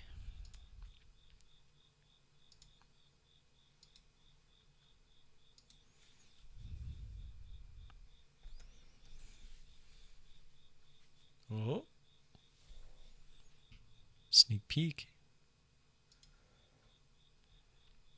Oh, it's not going to let me log in. Well, I'll let you guys see that. You guys can take from that what you will.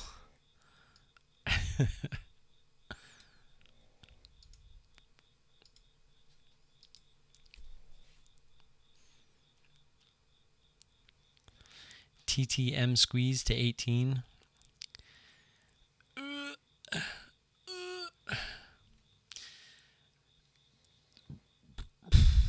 Any more questions? Any more questions? Any more questions? I'm actually getting kind of tired. I feel like I'm so hungry. I'm tired.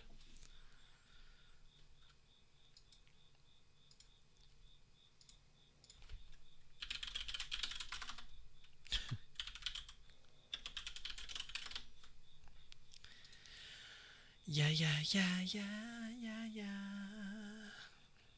I'll do the 5-minute countdown. I'm gonna go see if there's some. I just want a snack.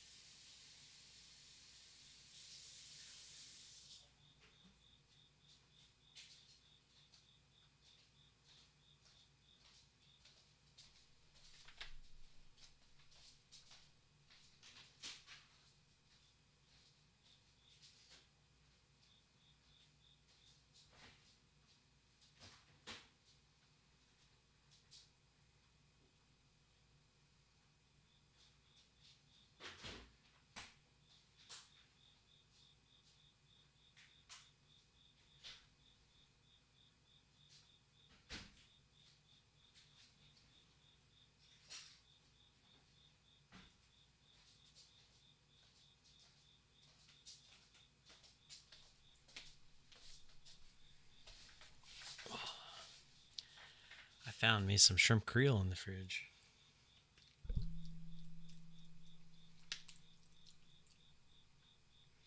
I was about to heat it up, and then I was like, I'll just eat it cold.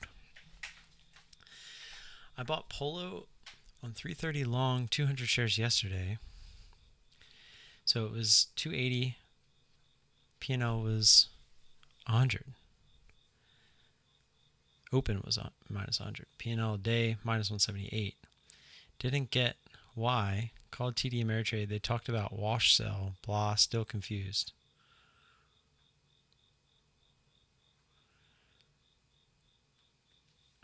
I don't feel like wash sale has nothing to do with an active trade. I'm not exactly sure what that's all about. Oh, did the background change? Yeah, that doesn't make sense. If you were long 330 and it was at 280, you should be down $50. Or no, that's right. It's $100. Oh, but P&L in the day was 178. Yeah, I don't get that. That doesn't make sense. And the fact that they couldn't explain it, I would just be like, math, 330, 280. That's 50 cents. 200 times 50 cents is 100. Why am I down 178? It's like, how is that a hard question? Like, that really confuses me.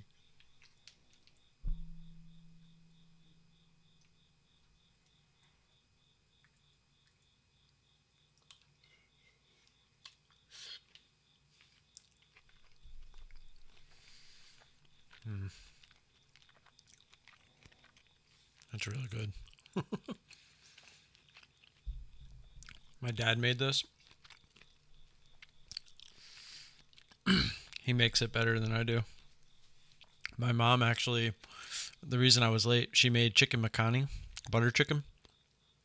So I went over to get some, and she makes that better than I do too. Like, I'm a pretty good cook, but my parents both have that like niche that they're really good at.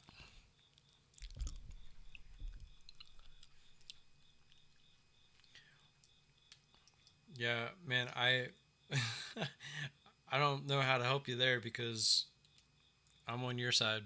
That wouldn't make sense to me.